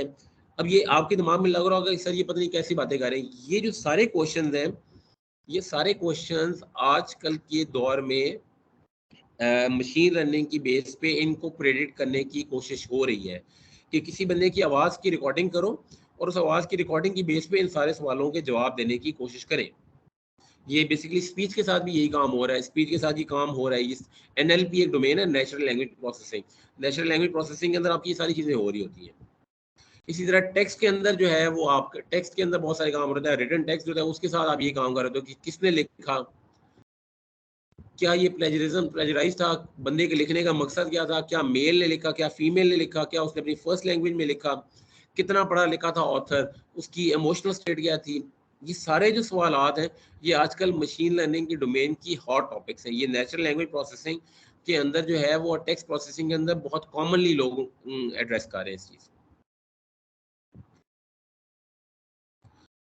ओके, द लास्ट थिंग जो आज हम डिस्कस करना चाहते हैं वो ये है कि जी मशीन लर्निंग के अंदर कुछ चैलेंजेस हैं। मिसाल के तौर पे चैलेंज क्या है?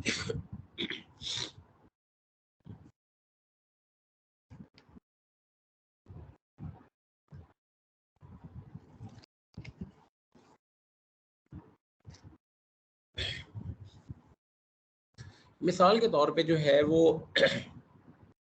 एक्सप्लेन करना क्या होता है, कोई मुझे बताएगा एक्सप्लेन क्या होता है?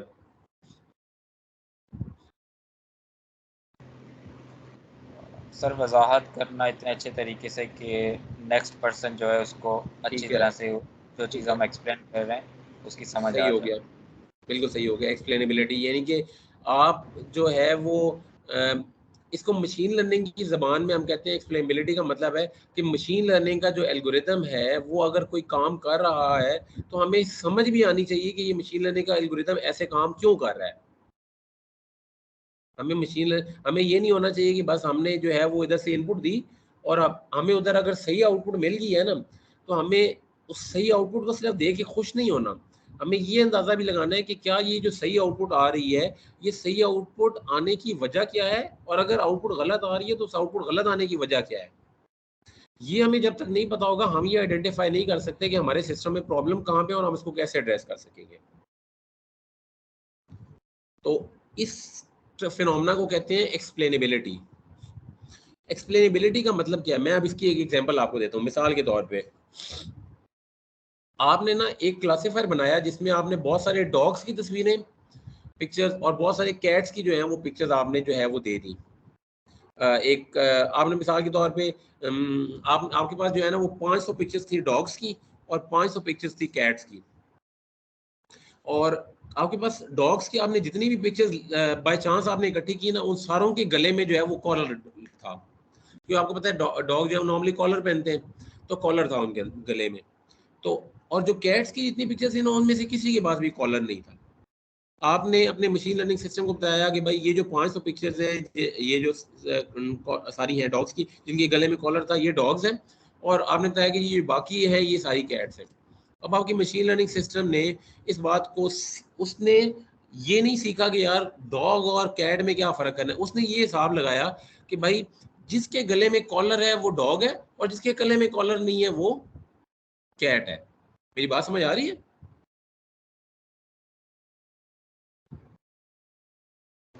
Yes sir. तो अब अगर लेट्स सपोज आपने इस मॉडल को जब ट्रेन कर लिया, तो इस मॉडल को ट्रेन करने के बाद आपने मिसाल के तौर पे एक नई कैट की पिक्चर उसे दी और उसके गले में कॉलर था, तो आपका सिस्टम क्या बताएगा उसे, मुझे आप बताएं। सर डॉग बताएगा। आपका सिस्टम उसे डॉग बताएगा। वो डॉग क्यों बताएगा?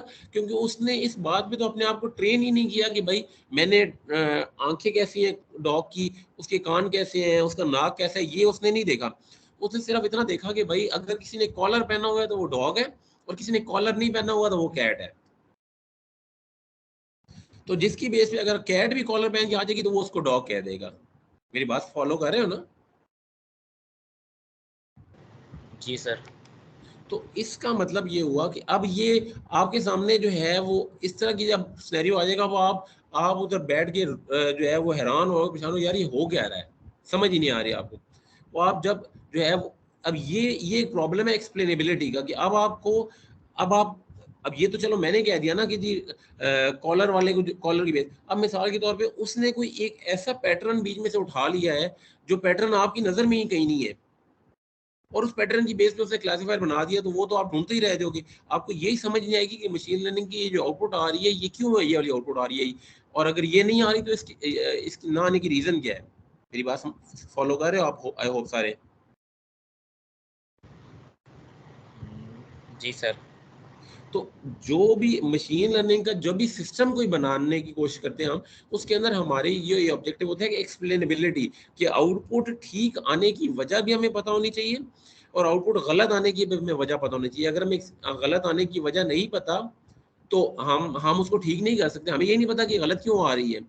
अगर हमें ये नहीं पता कि यार ये कॉलर की वजह से गलत आ रही है तो हम कैसे उसको ठीक करेंगे, हम ठीक ही नहीं कर सकते उसको। तो हमें ये पता होने की जरूरत है। तो ये एक चैलेंज है मशीन लर्निंग के अंदर। मशीन लर्निंग के अंदर जब भी आप इस सिस्टम बनाएंगे तो इस तरह की एक्सप्लेनेबिलिटी के चैलेंजेस आपको आएंगे, तो इनको हमें एड्रेस करने की जरूरत होती है। आई होप कि ये बात मैं समझा पाया हूँ। जी सर। ओके, ओके, तो ये एंड में मैंने इसका लिखा हुआ, the result should be understandable bye humans. Explainable ML का मतलब ये है कि जो रिजल्ट आ रहे हैं वो इंसानों को समझ आने चाहिए, as oppose to black box system के। ऐसा ना हो कि उस एक ऐसा ब्लैक बॉक्स है जिसके अंदर से हमें, जिसके अंदर की चीज़ें हमें नहीं पता, बस हमें उसको इनपुट दे रहे हो और आउटपुट आ रही है, हमें नहीं पता उसके अंदर क्या हो रहा है। ऐसा नहीं होना चाहिए, हमें उसकी अंडरस्टैंडिंग आनी चाहिए।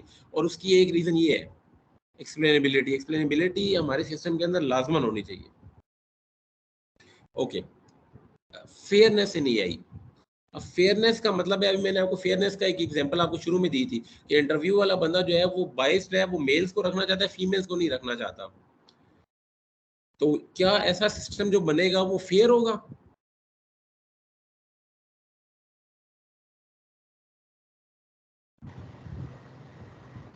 No sir. फेयर नहीं होगा। इसके मैं आपको कुछ और एग्जांपल देता हूँ। मिसाल के तौर पे आपने जो है वो आपने एक सिस्टम बनाया कि जी आपने ये कहा कि यार जो लोगों की जो डिफरेंट लेट्स से 1.5 पे जो है ना वो 1.5 का जो सिस्टम है उस पे आपने एक बंदे को उठा के आपने कहा यार जो तुम्हारा काम ये है कि तुमने ये आइडेंटिफाई करना है कि जो फेक कॉल्स आ रही हैं वो उनको तुमने आइडेंटिफाई करना है और जो फेक नहीं है उनको तुमने आइडेंटिफाई करना है। अब वो मिसाल के तौर पे जो है वो वहाँ पे जो बंदा, जिस बंदे को आपने बिठाया हुआ है, उस बंदे को जो है ना वो देहाती बंदे बिल्कुल भी नहीं पसंद। जो बेचारे गाँव से आई हैं वो उसे बिल्कुल भी नहीं पसंद। वो क्या करता है, वो उसके दिमाग में ये बैठा होता है कि यार ये जो देहाती जो भी बात करते हैं ना, ये हमेशा गलत बात ही करते हैं, ये सही बात नहीं करते। तो वो 1.5 पे जब भी कॉल आएगी ना, वो जो देहाती बंदे की कॉल होगी उसको वो कर देगा कि जी ये फेक इन्फॉर्मेशन, और जो शहरी बंदे की कॉल आएगी वो उसको कहेगा जी कि ये तो सही इन्फॉर्मेशन है। क्योंकि उसके दिमाग में ये बायसनेस मौजूद है कि वो कह रहा है कि भाई देहाती बंदे जो हैं वो बोलते ही हमेशा गलत बात है, जो कि गलत है। ये उसका दिमाग बायस्ड है एक तरफ। तो इस तरह का सिस्टम जब ट्रेन हो जाएगा तो ये सिस्टम जब भी आप इसके ऊपर कोई प्रेडिक्शन करने की कोशिश करोगे क्या इसमें फेयरनेस होगी?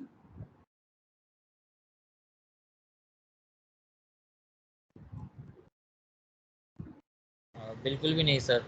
नो बिल्कुल सर। भी नहीं, ऐसे नहीं। इसी तरह मिसाल के तौर पे एक जज है, वो जज बैठा हुआ है और वो जज जो है ना वो उसके सारे उसने बहुत सारे केसेस सुने हैं और उनके केसेस के डिसीजंस आपने अपने सिस्टम को दे दिए, और उन डिसीजंस के अंदर जो सारे अमीर लोग हैं ना उनको वो जो है वो सजा नहीं देता, और जितने गरीब लोग हैं उनको वो सजा दे देता है। दैट्स वो एक जज है। आप एक ऑटोमेटेड जुडिशियल सिस्टम बनाना चाह रहे हो तो आपका जो सिस्टम होगा वो तो ये लर्न कर लेगा कि भाई जो अमीर आदमी है उसको सजा नहीं देनी और जो गरीब आदमी है उसको सजा दे देनी है।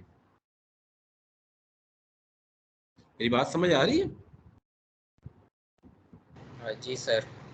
तो ये भी एक फेयरनेस का प्रॉब्लम है कि ये इस तरह की चीज़ भी नहीं होनी चाहिए। तो इस तरह अब क्योंकि इंसानी तबीयत होती है ना, मिसाल के तौर पे आप लोग यहाँ पे अगर लेट से 30 या 40 लोग आप लोग यहाँ बैठे हुए हैं, तो उन 30 या 40 लोगों में से हर बंदे की अपनी अपनी एक बायसनेस होगी। मिसाल के तौर पे कोई जो है वो किसी को क्रिकेट पसंद होगी, किसी को क्रिकेट पसंद नहीं होगी। हो सकता है किसी को जो है वो इंजीनियरिंग का शौक हो, किसी को इंजीनियरिंग का शौक ना हो। तो ऑब्वियस सी बात है हर एक की, जिसको शौक होगा वो कहेगा जी इंजीनियरिंग बहुत अच्छी है, वो इस तरफ बायस्ड होगा। जिसको शौक नहीं होगा वो कहेगा जी वो, और जिसको क्रिकेट पसंद होगी वो इससे अच्छी गेम ही कोई नहीं है, और जिसको नहीं पसंद होगी वो कहेगा यार इससे तो फजूल टाइम वेस्ट है ही कोई नहीं। ऐसे ही होगा ना? बिल्कुल सर।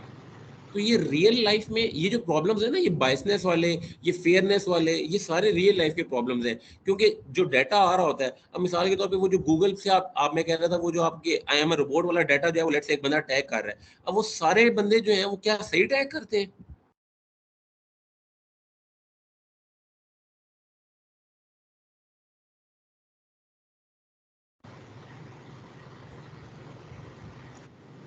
सर क्या क्वेश्चन के काइंडली आप रिपीट कर देंगे? मैं क्वेश्चन ये कर रहा था कि जिस तरह वो जो आप एम आई रोबोट आपके सामने आ जाता है जब आप गूगल पे जाते हो, तो उसमें जब आप इमेजेस टैग करते हो तो क्या सारे लोग जो उस इमेजेस को टैग कर रहे थे क्या वो सारे सही इमेजेस टैग करते हैं?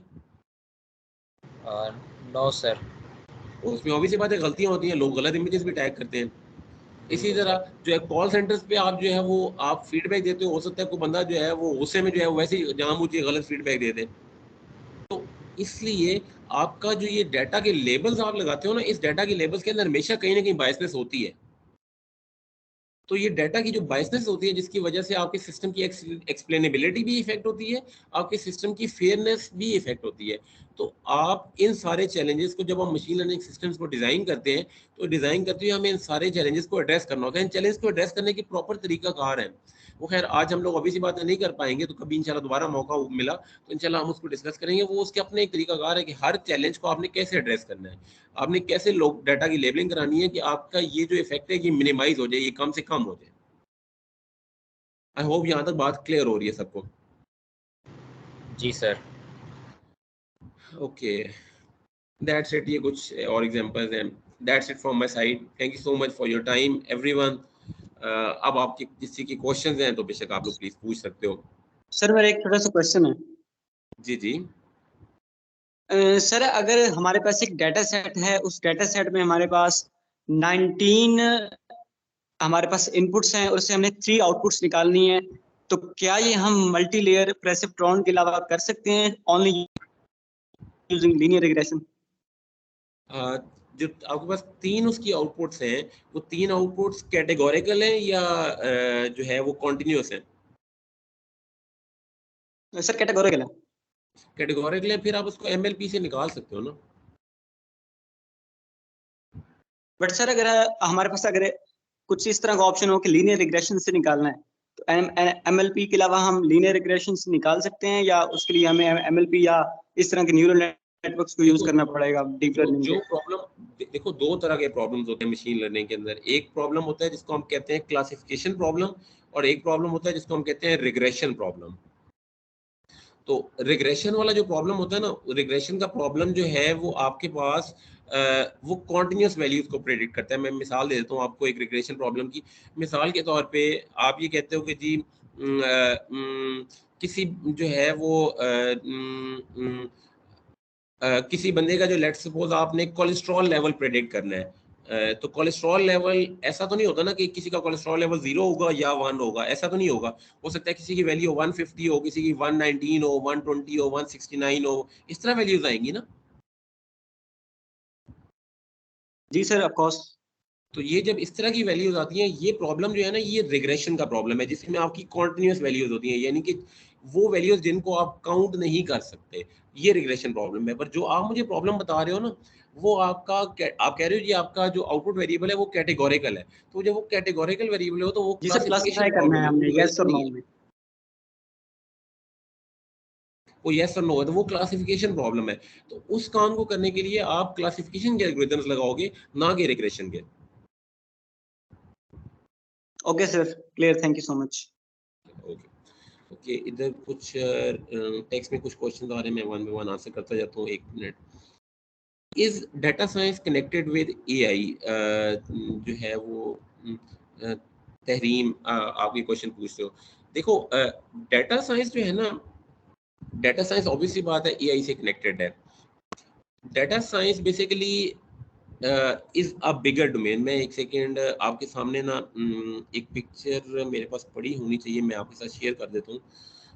डाटा साइंस का आपका क्लियर हो जाएगा कॉन्सेप्ट कि डाटा साइंस क्या चीज़ है।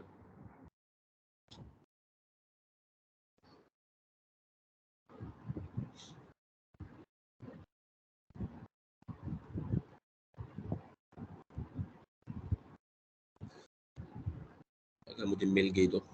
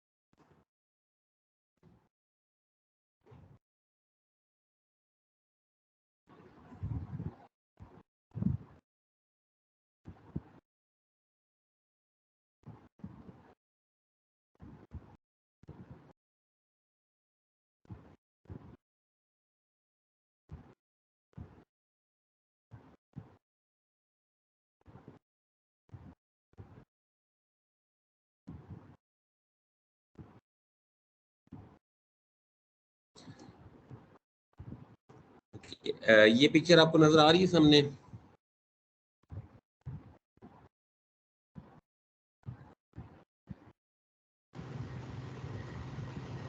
मेरी स्क्रीन विजिबल है जिसमें एक डाटा साइंस का रोड मैप आपको नजर आ रहा है सामने?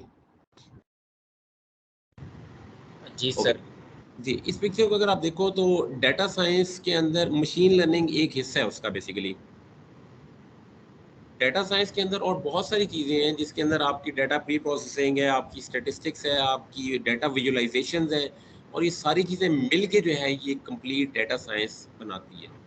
तो डाटा साइंस एक मशीन लर्निंग इंजीनियर, एक डाटा साइंटिस्ट बनने के लिए आपको मशीन लर्निंग के अच्छे कॉन्सेप्ट्स होना बहुत ज़रूरी है। मशीन लर्निंग के कॉन्सेप्ट सीखते हो, देन आप कुछ स्टैटिस्टिक्स के कॉन्सेप्ट सीखते हो, आप डाटा विजुअलाइजेशन सीखते हो, आप जो है वो डीप लर्निंग के कॉन्सेप्ट सीखते हो। असल में data science is a bigger domain. Data science को अगर आपने पूरी तरह एक्सप्लोर करना है तो in my opinion you need at least 2 to 3 years। आपको 2 से 3 साल चाहिए। 2 से 3 सालों बाद जो है वो आप डाटा साइंस के अंदर जो है वो अच्छी तरह फिट इन हो सकते हो। But it is a very very good domain, बहुत अच्छी डोमेन है, बहुत इमर्जिंग डोमेन है जो आजकल इस पे काम हो रहा है, और बहुत अच्छी जॉब्स और बहुत हाईली पेड जॉब्स इसकी अवेलेबल हैं। तो I would definitely recommend all of you कि आप लोग इसकी तरफ ज़रूर मूव करें।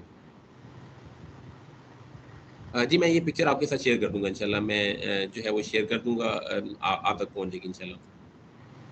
सर फिर मशीन लर्निंग और मतलब या डीप लर्निंग के लिए हमें डाटा साइंस का नॉलेज होना, फिर मतलब इसका भी तो नॉलेज रिक्वायर्ड है ना हमें? नहीं, आप मशीन लर्निंग और डीप लर्निंग के लिए डाटा साइंस का नॉलेज होना ज़रूरी नहीं है। डाटा साइंस के लिए मशीन लर्निंग का नॉलेज होना ज़रूरी है।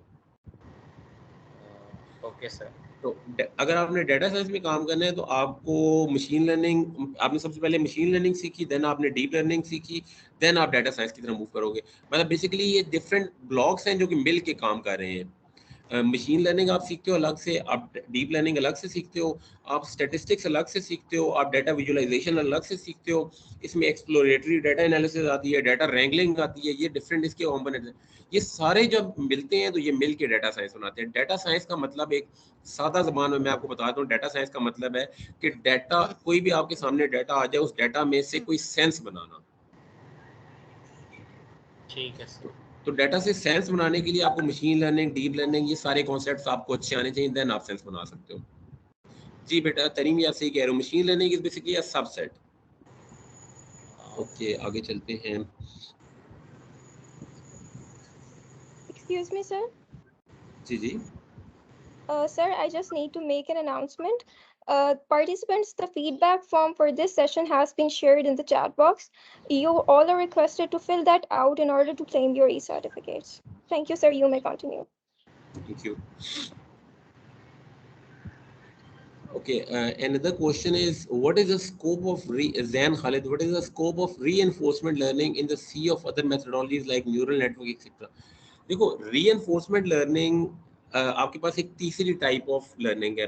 आपके पास पहली type of learning is supervised machine learning, दूसरी type of learning is basically unsupervised, और तीसरी जो टाइप है that is basically reinforcement learning. Reinforcement learning basically जो असल आर्टिफिशियल इंटेलिजेंस की का काम है ना, वो बेसिकली रीएनफोर्समेंट लर्निंग है। रीएनफोर्समेंट लर्निंग के अंदर आप डाटा को, आप अपने मॉडल को ट्रेन नहीं कर रहे होते, आप अपने मॉडल को जो है वो रिवॉर्ड बेस्ड सिस्टम चालू होता है। मिसाल के तौर पे मैं आपको एग्जांपल लेता हूँ। रिवॉर्ड बेस्ड सिस्टम का मतलब ये है कि इसको मैं सादा ज़बान में कहता हूँ सज़ा और जज़ा का निज़ाम। रीएनफोर्समेंट लर्निंग जो होती है वो सज़ा और जज़ा का निज़ाम है कि आपका जो आप बेसिकली एक लेट से आपने एक रोबोट बनाया और उसकी बेस पे आपने उसको आपने रीएनफोर्समेंट लर्निंग, उसकी बेस पे आप कह रहे हो कि अच्छा तुमने ये उधर तक जाना है, वो अगर उस रास्ते की तरफ जाते हुए ठीक कदम उठाएगा तो आप उसे शाबाश दोगे, आप उसे रिवॉर्ड दोगे, और अगर वो गलत कदम उठाएगा तो आप उसे सजा दोगे, और उसको जो है वो जिसकी वजह से जो है वो अगली दफ़ा वो वाला कदम नहीं उठाएगा। तो reinforcement learning is very very good domain, इसमें लाजमन काम होना चाहिए। बट रीएनफोर्समेंट लर्निंग में काम करने के लिए आपको पहले सुपरवाइज और अनसुपरवाइज मशीन लर्निंग पे अच्छी ग्रिप होना ज़रूरी है, तब आप रीएनफोर्समेंट लर्निंग की तरफ जा सकते हो। उससे पहले अगर आप जाओगे तो you would feel it very difficult. और न्यूरल नेटवर्क जो है वो न्यूरल नेटवर्क इज़ नथिंग, वो बेसिकली एक सुपरवाइज मशीन लर्निंग की एक टाइप है। न्यूरल नेटवर्क इज़ नथिंग, वो एक सुपरवाइज मशीन लर्निंग की एक टाइप है। आई होप कि मैं बात आपको क्लियर कर पाया हूँ अपनी। Should I pursue it for higher education, आपने पूछा। बिल्कुल, मतलब I would strongly recommend it. मतलब आजकल मुझसे कोई अगर पूछता है तो मैं उसे आंखें बंद करके कहता हूँ कि अगर आप जो है वो इस डोमेन में करना चाहते हो तो you should go toward data science, you should pursue this domain. ये वो डोमेन है जो कि आने वाले 20-30 सालों में जो है वो पाकिस्तान में डोमिनेट करेगी, बल्कि दुनिया में डोमिनेट करेगी, सिर्फ पाकिस्तान में क्या। सर जी जी जी सर, मेरा एक क्वेश्चन है कि without the knowledge of data science can we have a good job in industry regarding machine learning और deep learning? Exactly, you can have the job. Machine learning की अपनी देखो कभी हमेशा ऐसा नहीं होता कि आपके पास, आप जब भी कोई काम करने लगते हो तो आप जो है वो बेसिकली वन मैन टीम नहीं होती। मतलब आप अभी लेट्स सपोज आपने मशीन लर्निंग सीखने का इरादा किया, आपने अगले 6 महीने के अंदर मशीन लर्निंग सीख ली, उसके बाद आपके लिए जॉब्स अवेलेबल हैं, आप मशीन लर्निंग की जॉब्स करें। बट मेरी सजेशन ये है कि मशीन लर्निंग की जॉब करते हुए आपका ऑब्जेक्टिव कभी भी ये नहीं होना चाहिए कि बस मैं अपनी लर्निंग को रोक दूं। आपने उसके साथ साथ deep learning, data science, statistics आपने आगे मूव करना है। अब अगर आप आगे मूव नहीं करोगे तो तब आप पीछे रह जाओगे, अदरवाइज आप सिर्फ मशीन लर्निंग सीख के you can get a very good job. Okay, thank you so much sir. Okay, उसके बाद इस data science and machine learning the same, ये पूछा है, किसने पूछा है, I guess question ID and नाम नहीं पता। डाटा साइंस और मशीन लर्निंग सेम नहीं है, मशीन लर्निंग की एक सबसेट है, data science is a bigger picture. ये मैंने भी एक्सप्लेन भी कर दिया आप लोगों को थोड़ी देर पहले। उसके बाद आपने कहा sir kindly suggest the best road map for a beginner to follow up and how much one requires programming knowledge plus mathematics knowledge. असल में ये एक हवा बना दिया गया है कि जी शायद पता नहीं बहुत ज़्यादा प्रोग्रामिंग नॉलेज और बहुत ज़्यादा मैथमेटिक्स का नॉलेज चाहिए तब आप मशीन लर्निंग कर सकते हो। आपको आपके अगर FSC लेवल तक जो आपने मैथमेटिक्स पढ़ी है उसके कॉन्सेप्ट्स अगर आपके मैथमेटिक्स के अच्छे हैं और आपको बेसिक प्रोग्रामिंग की नो हाउ है और आप में मेहनत करने का जज्बा मौजूद है, आप मेहनत कर सकते हो, तो मुझे कोई वजह नज़र नहीं आती कि आप इस डोमेन में एक्सेल नहीं कर सको। सिर्फ देखो, कोई भी काम आप करोगे तो उस काम के लिए consistency is the most important thing. ऐसा कभी आप एक दिन एक काम करो और अगले 10 दिन उस काम को नहीं करो, फिर 11वें दिन करोगे तो आप वापस वहीं होगे जहाँ पे पहले दिन थे।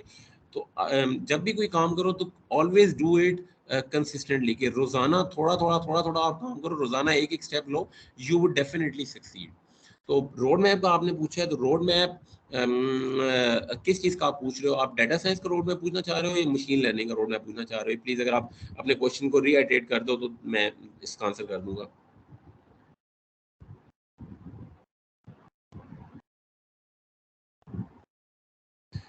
Sir, please give suggestion from which resources we learn machine learning. अच्छा, मैं आप लोगों के साथ जो है वो 2-3 डिफरेंट रिसोर्सेज मैं आपके साथ शेयर कर देता हूँ। बेसिकली कुछ जो है वो जो है वो YouTube के चैनल्स हैं जिनसे आप बहुत अच्छे जो है वो मशीन लर्निंग सीख सकते हो। मैं इंशाल्लाह जो है वो इस सेशन के बाद मैं इंशाल्लाह एडमिन्स के साथ जो है वो ये शेयर कर दूंगा, वो आप लोगों तक पहुंचा देंगे इंशाल्लाह। तो रिसोर्सेज जो हैं वो मैं आप लोगों के साथ, जो मैं समझता हूँ कि मेरे मुझे काफ़ी जिन्होंने काफ़ी हेल्प किया है और जो मैं समझता हूँ अपने स्टूडेंट्स को रेकमेंड भी करता हूँ, मैं इंशाल्लाह वो आपके साथ शेयर भी कर दूंगा, तो उनको आप फॉलो कर सकते हो। सर एक और क्वेश्चन है सर। जी जी प्लीज। सर अभी आपने बात की थी रीइंफोर्समेंट लर्निंग की ना, ठीक है। तो सर एक प्रॉब्लम स्टेटमेंट है कि जिसमें एक पावर जनरेशन हो रही है और वो उस पावर जनरेशन से वो सिग्नल सेंड कर रहा है 3 मोबाइल हब्स को और एक जैमर को। हम चाहते हैं कि हम एक क्यू लर्निंग बेस्ड एक मॉडल क्रिएट करें जो कि उस पावर जनरेशन की मैक्सिमम रिवार्ड उन 3 हब्स को दे, जबकि जो मिनिमम मींस नेगेटिव रिवार्ड है वो उस जैमर को जाए।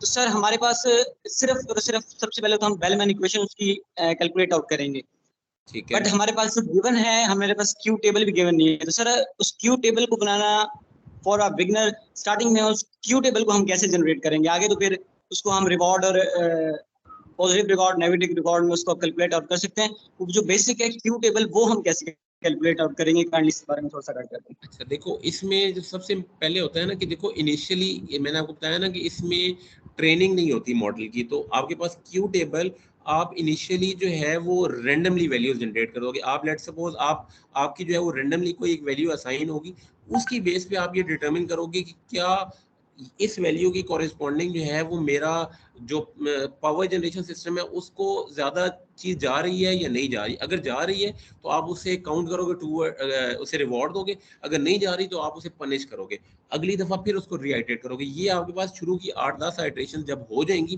तो उसके बाद आपका सिस्टम जो है वो फिर थोड़ा स्ट्रीमलाइन होना शुरू करेगा। इनिशियली आप रीइंफोर्समेंट लर्निंग में हमेशा रैंडमली चूज करते हो। So it would be a hit and trial method. It would be hit and trial. देखो क्योंकि आपके पास रीइंफोर्समेंट लर्निंग में कोई ट्रेनिंग नहीं होती, इनिशियली आपका टाइम के इनिशियली आप रैंडमली चूज करते हो, with the passage of time और रिवॉर्ड की बेस पे वो अपने आप को ट्यून अप करता जाता है आपका मॉडल, और वो चीजें जो है वो आगे चलती जाती हैं। Okay sir, clear, thank you so much. Okay Sir, I have a question. जी जी प्लीज। सर मैं एक रिसर्च बेस्ड प्रोजेक्ट करना चाह रहा था अपने एक सर के साथ ना रीइंफोर्समेंट लर्निंग में, तो सेल्फ ड्राइविंग कार्स के स्कोप में। तो अभी तक जो मैंने पढ़ा है ओके मैंने कोर्स में जो पढ़ा ना रीइंफोर्समेंट लर्निंग, वो गिड वर्ल्ड प्रॉब्लम के हिसाब से पढ़ा है ना। उसमें हमारे पास स्टेट्स होती हैं, हम गो थ्रू करते हैं और कीवर्ड्स को अपडेट करते जाते हैं ना। तो अब सेल्फ ड्राइविंग कार के एनवायरनमेंट में हमारे पास अब अनलिमिटेड नंबर ऑफ स्टेट्स आती रहती हैं, तो हम उनको कैसे हम जज कर सकते हैं ना कि कैसे हम क्यू वैल्यूज को अपडेट करें एक कंटिन्यूसली चेंजिंग एनवायरनमेंट में। अच्छा जैन, ये इस तरह शायद मैं फॉलो नहीं कर पा रहा बात, मुझे आपकी ये शायद प्रॉब्लम स्टेटमेंट अगर आप मैं कहेंगे तो मैं एडमिन को अपना ईमेल एड्रेस दे दूंगा, आप जो है ना किसी टाइम पे बेसिक हम लोग ऑनलाइन मीटिंग कर लेंगे, मैं आपको इसमें एक्सप्लेन कर दूंगा, आप मुझे अपना प्रॉब्लम स्टेटमेंट एक्सप्लेन करोगे पूरा, क्योंकि शायद इस तरह शॉर्ट स्पैन में मुश्किल है मुझे बात समझना और आपको समझाना भी शायद। Okay sir, thank you.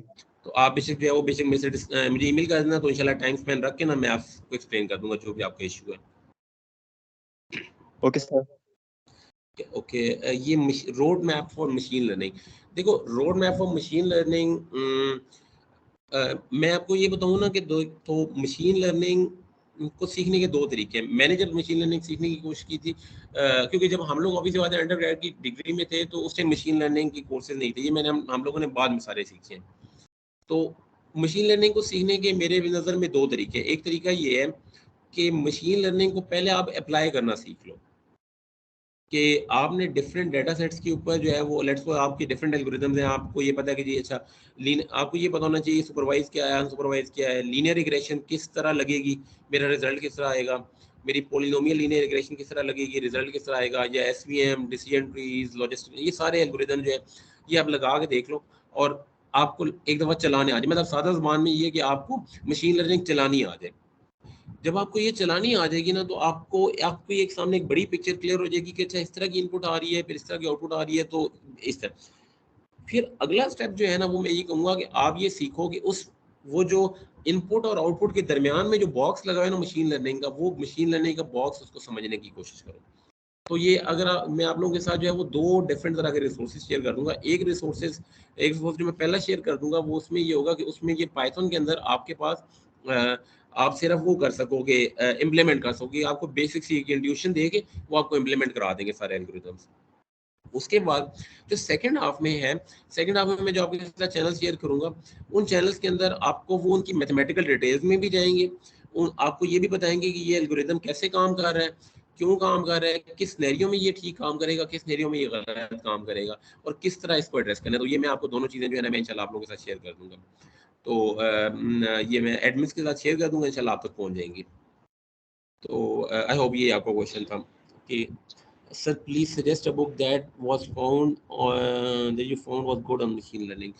अच्छा मैं बुक्स यार तो इस तरह बहुत सारी हैं, मैं एक बुक आपको रिकमेंड कर देता हूँ जो मुझे काफ़ी अच्छी लगी है, और कुछ बुक्स हैं बल्कि मैं आपको जो एक मिनट में उनके नाम देख लूँ, देख के मैं आपको रिकमेंड करता हूँ जो मुझे अच्छी लगी हैं, जो मैं समझता हूँ कि मतलब हमें करनी चाहिए।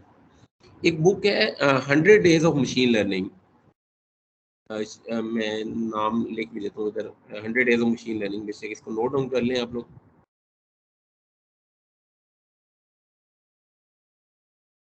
अच्छा मैं रिसोर्सेज यहाँ पे शेयर कर देता हूँ, असल में मुझे देखने पड़ेंगे। चलें ये क्वेश्चन आंसर सेशन खत्म हो जाए, एंड में मैं शेयर कर देता हूँ, वो यहीं पे शेयर कर देता हूँ रिसोर्सेज भी। एक तो ये 100 डेज ऑफ मशीन लर्निंग, ये एक बुक है, ये आप मैं रिकमेंड करूँगा। एक और बुक है approaching almost any machine learning problem, Abhishek Thakur, ये एक बहुत अच्छी बुक है। और एक तीसरी बुक जो मैं आपको रिकमेंड करूँगा, वो मुझे जो बहुत अच्छी लगती है वो ये बुक है introduction to statistical learning with applications in और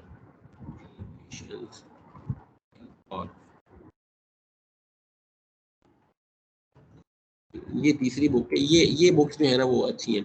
बाकी मैं आपके साथ जो दो शेयर करता हूँ ना रिसोर्सेज, वो इंशाल्लाह आप देख लेंगे। उसके बाद फिर आप कोई भी बुक पढ़ेंगे तो आपको बुक समझ आने लगेगी। बुक में बुक्स असल में काफ़ी मैथमेटिकल और मुश्किल थोड़ी लिखी होती हैं, तो वो पहली गो में समझना थोड़ा सा मुश्किल हो जाता है। तो बट ये कि मैं आपके साथ रिसोर्सेज शेयर कर देता हूँ, तो उसमें ये कि आपके लिए मज़ीद आसानी हो जाएगी। तो 1 मिनट में आपको रिसोर्सेज शेयर कर दूँ, और मीनवाइल अगर किसी का क्वेश्चन है तो पूछ सकते हैं, अदरवाइज फिर इसको हम वाइंड अप करते हैं। मैं वो रिसोर्सेज आपके साथ शेयर कर देता हूँ। Sir, can we ever achieve strong artificial intelligence? Sorry? Sir, can we ever achieve strong artificial intelligence that a point of time reach that we are achieving a strong artificial intelligence? देखो, artificial intelligence time के साथ साथ strong होती जा रही है, but एक चीज़ जिस पे मैं तो बिलीव करता हूँ कि अल्लाह ताला की बनाई हुई चीज़ का मुकाबला जो है वो इंसान की बनाई चीज़ नहीं कर सकती। तो एटलीस्ट कभी भी आर्टिफिशियल इंटेलिजेंस जो है वो करते हुए आर्टिफिशियल इंटेलिजेंस मेरा नहीं ख्याल कभी भी उस लेवल पे पहुँच सकती है जहाँ पे इंसान सोचता है। इंसान से हमेशा वो एक लेवल नीचे ही रहेगी। But with the passage of time obviously बात है, चीज़ें बेहतर हो रही हैं, इंक्रीज हो रही हैं, और चीज़ें जो हैं वो इम्प्रोवाइज होती जा रही हैं। बट इट ऑल डिपेंड्स के विद द पैसेज। बट मेरा नहीं ख्याल कि ये कभी भी ऐसा पॉसिबल होगा कि ये बिल्कुल इंसान जिस हद तक सोच रहा है उस हद तक पहुंच जाए। I don't think so.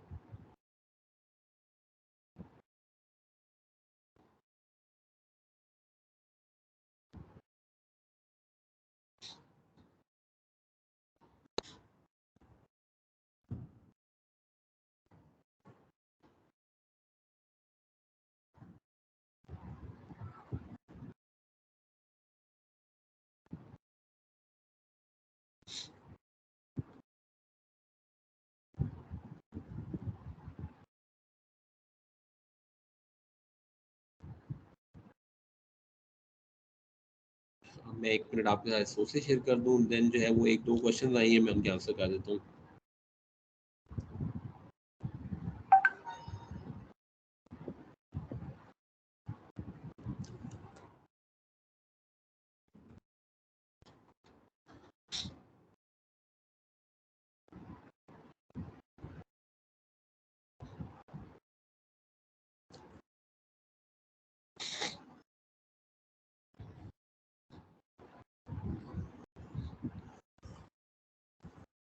Okay, ये एक कोर्स है जो मैंने अभी शेयर किया, ये टोरेंट का एक लिंक है, यहाँ से आप डाउनलोड कर सकते हैं। तो ये कोर्स जो है ये आपको प्रैक्टिकल मशीन लर्निंग की इम्प्लीमेंटेशन आपको सिखा देगा कि सारे जो एल्गोरिदम्स हैं ना वो कैसे इम्प्लीमेंट होने हैं।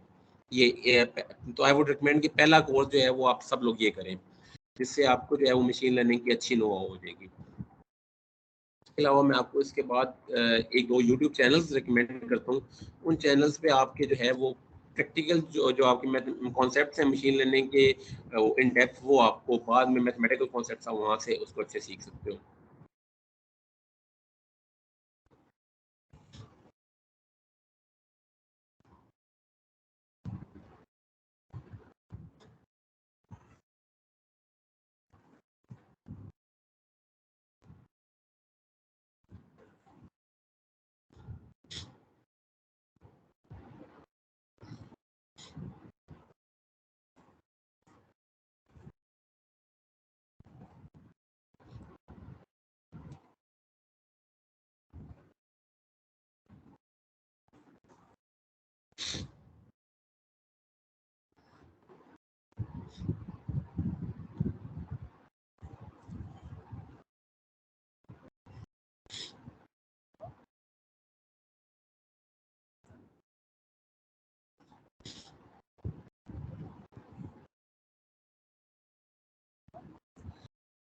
तो आई गेस ये तीन जो पहला है ये आपको प्रैक्टिकल एस्पेक्ट सिखा देगा, बाकी इन दो चैनल्स पे आपको थियोरेटिकल जो है वो मशीन लर्निंग के सारे कॉन्सेप्ट्स मिल जाएंगे, मशीन लर्निंग के भी और डाटा साइंस की भी आप इनको फॉलो कर सकते हो, यहाँ से आपको बहुत अच्छी जो है वो नो मिल जाएगी। उसके अलावा ये कुछ क्वेश्चन थे, which programming language do you recommend for a beginner for machine learning? It's up to you. मैंने जो शुरू किया था, मैंने पाइथन के अंदर काम करना स्टार्ट किया था। नॉर्मली ज़्यादातर लोग पाइथन के अंदर करते हैं, आर के अंदर भी कुछ काम करते हैं। आप पाइथन सीख लो, जब आपको कॉन्सेप्ट क्लियर हो जाए तो फिर जब आपको बाद में टाइम मिले आप आर सीख सकते हो। तो आई वुड रिकमेंड कि आप पाइथन से स्टार्ट करो। पाइथन में अच्छी हेल्प है डाटा साइंस मशीन लर्निंग की। Sir, it seems from biological, it seems that 100% artificial intelligence, obviously बात है biological perspective से 100% artificial intelligence जो है वो possible नहीं है, तो ये भी एक चीज़ है। Okay, any other question from anyone?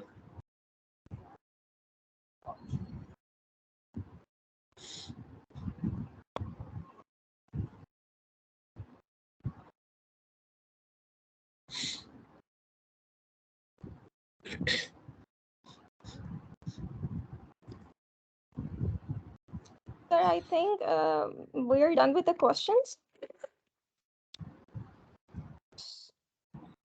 Yes, I hope if anyone has any question, he or she is more than welcome to ask. Yeah, sure. We will also share your email with the participants.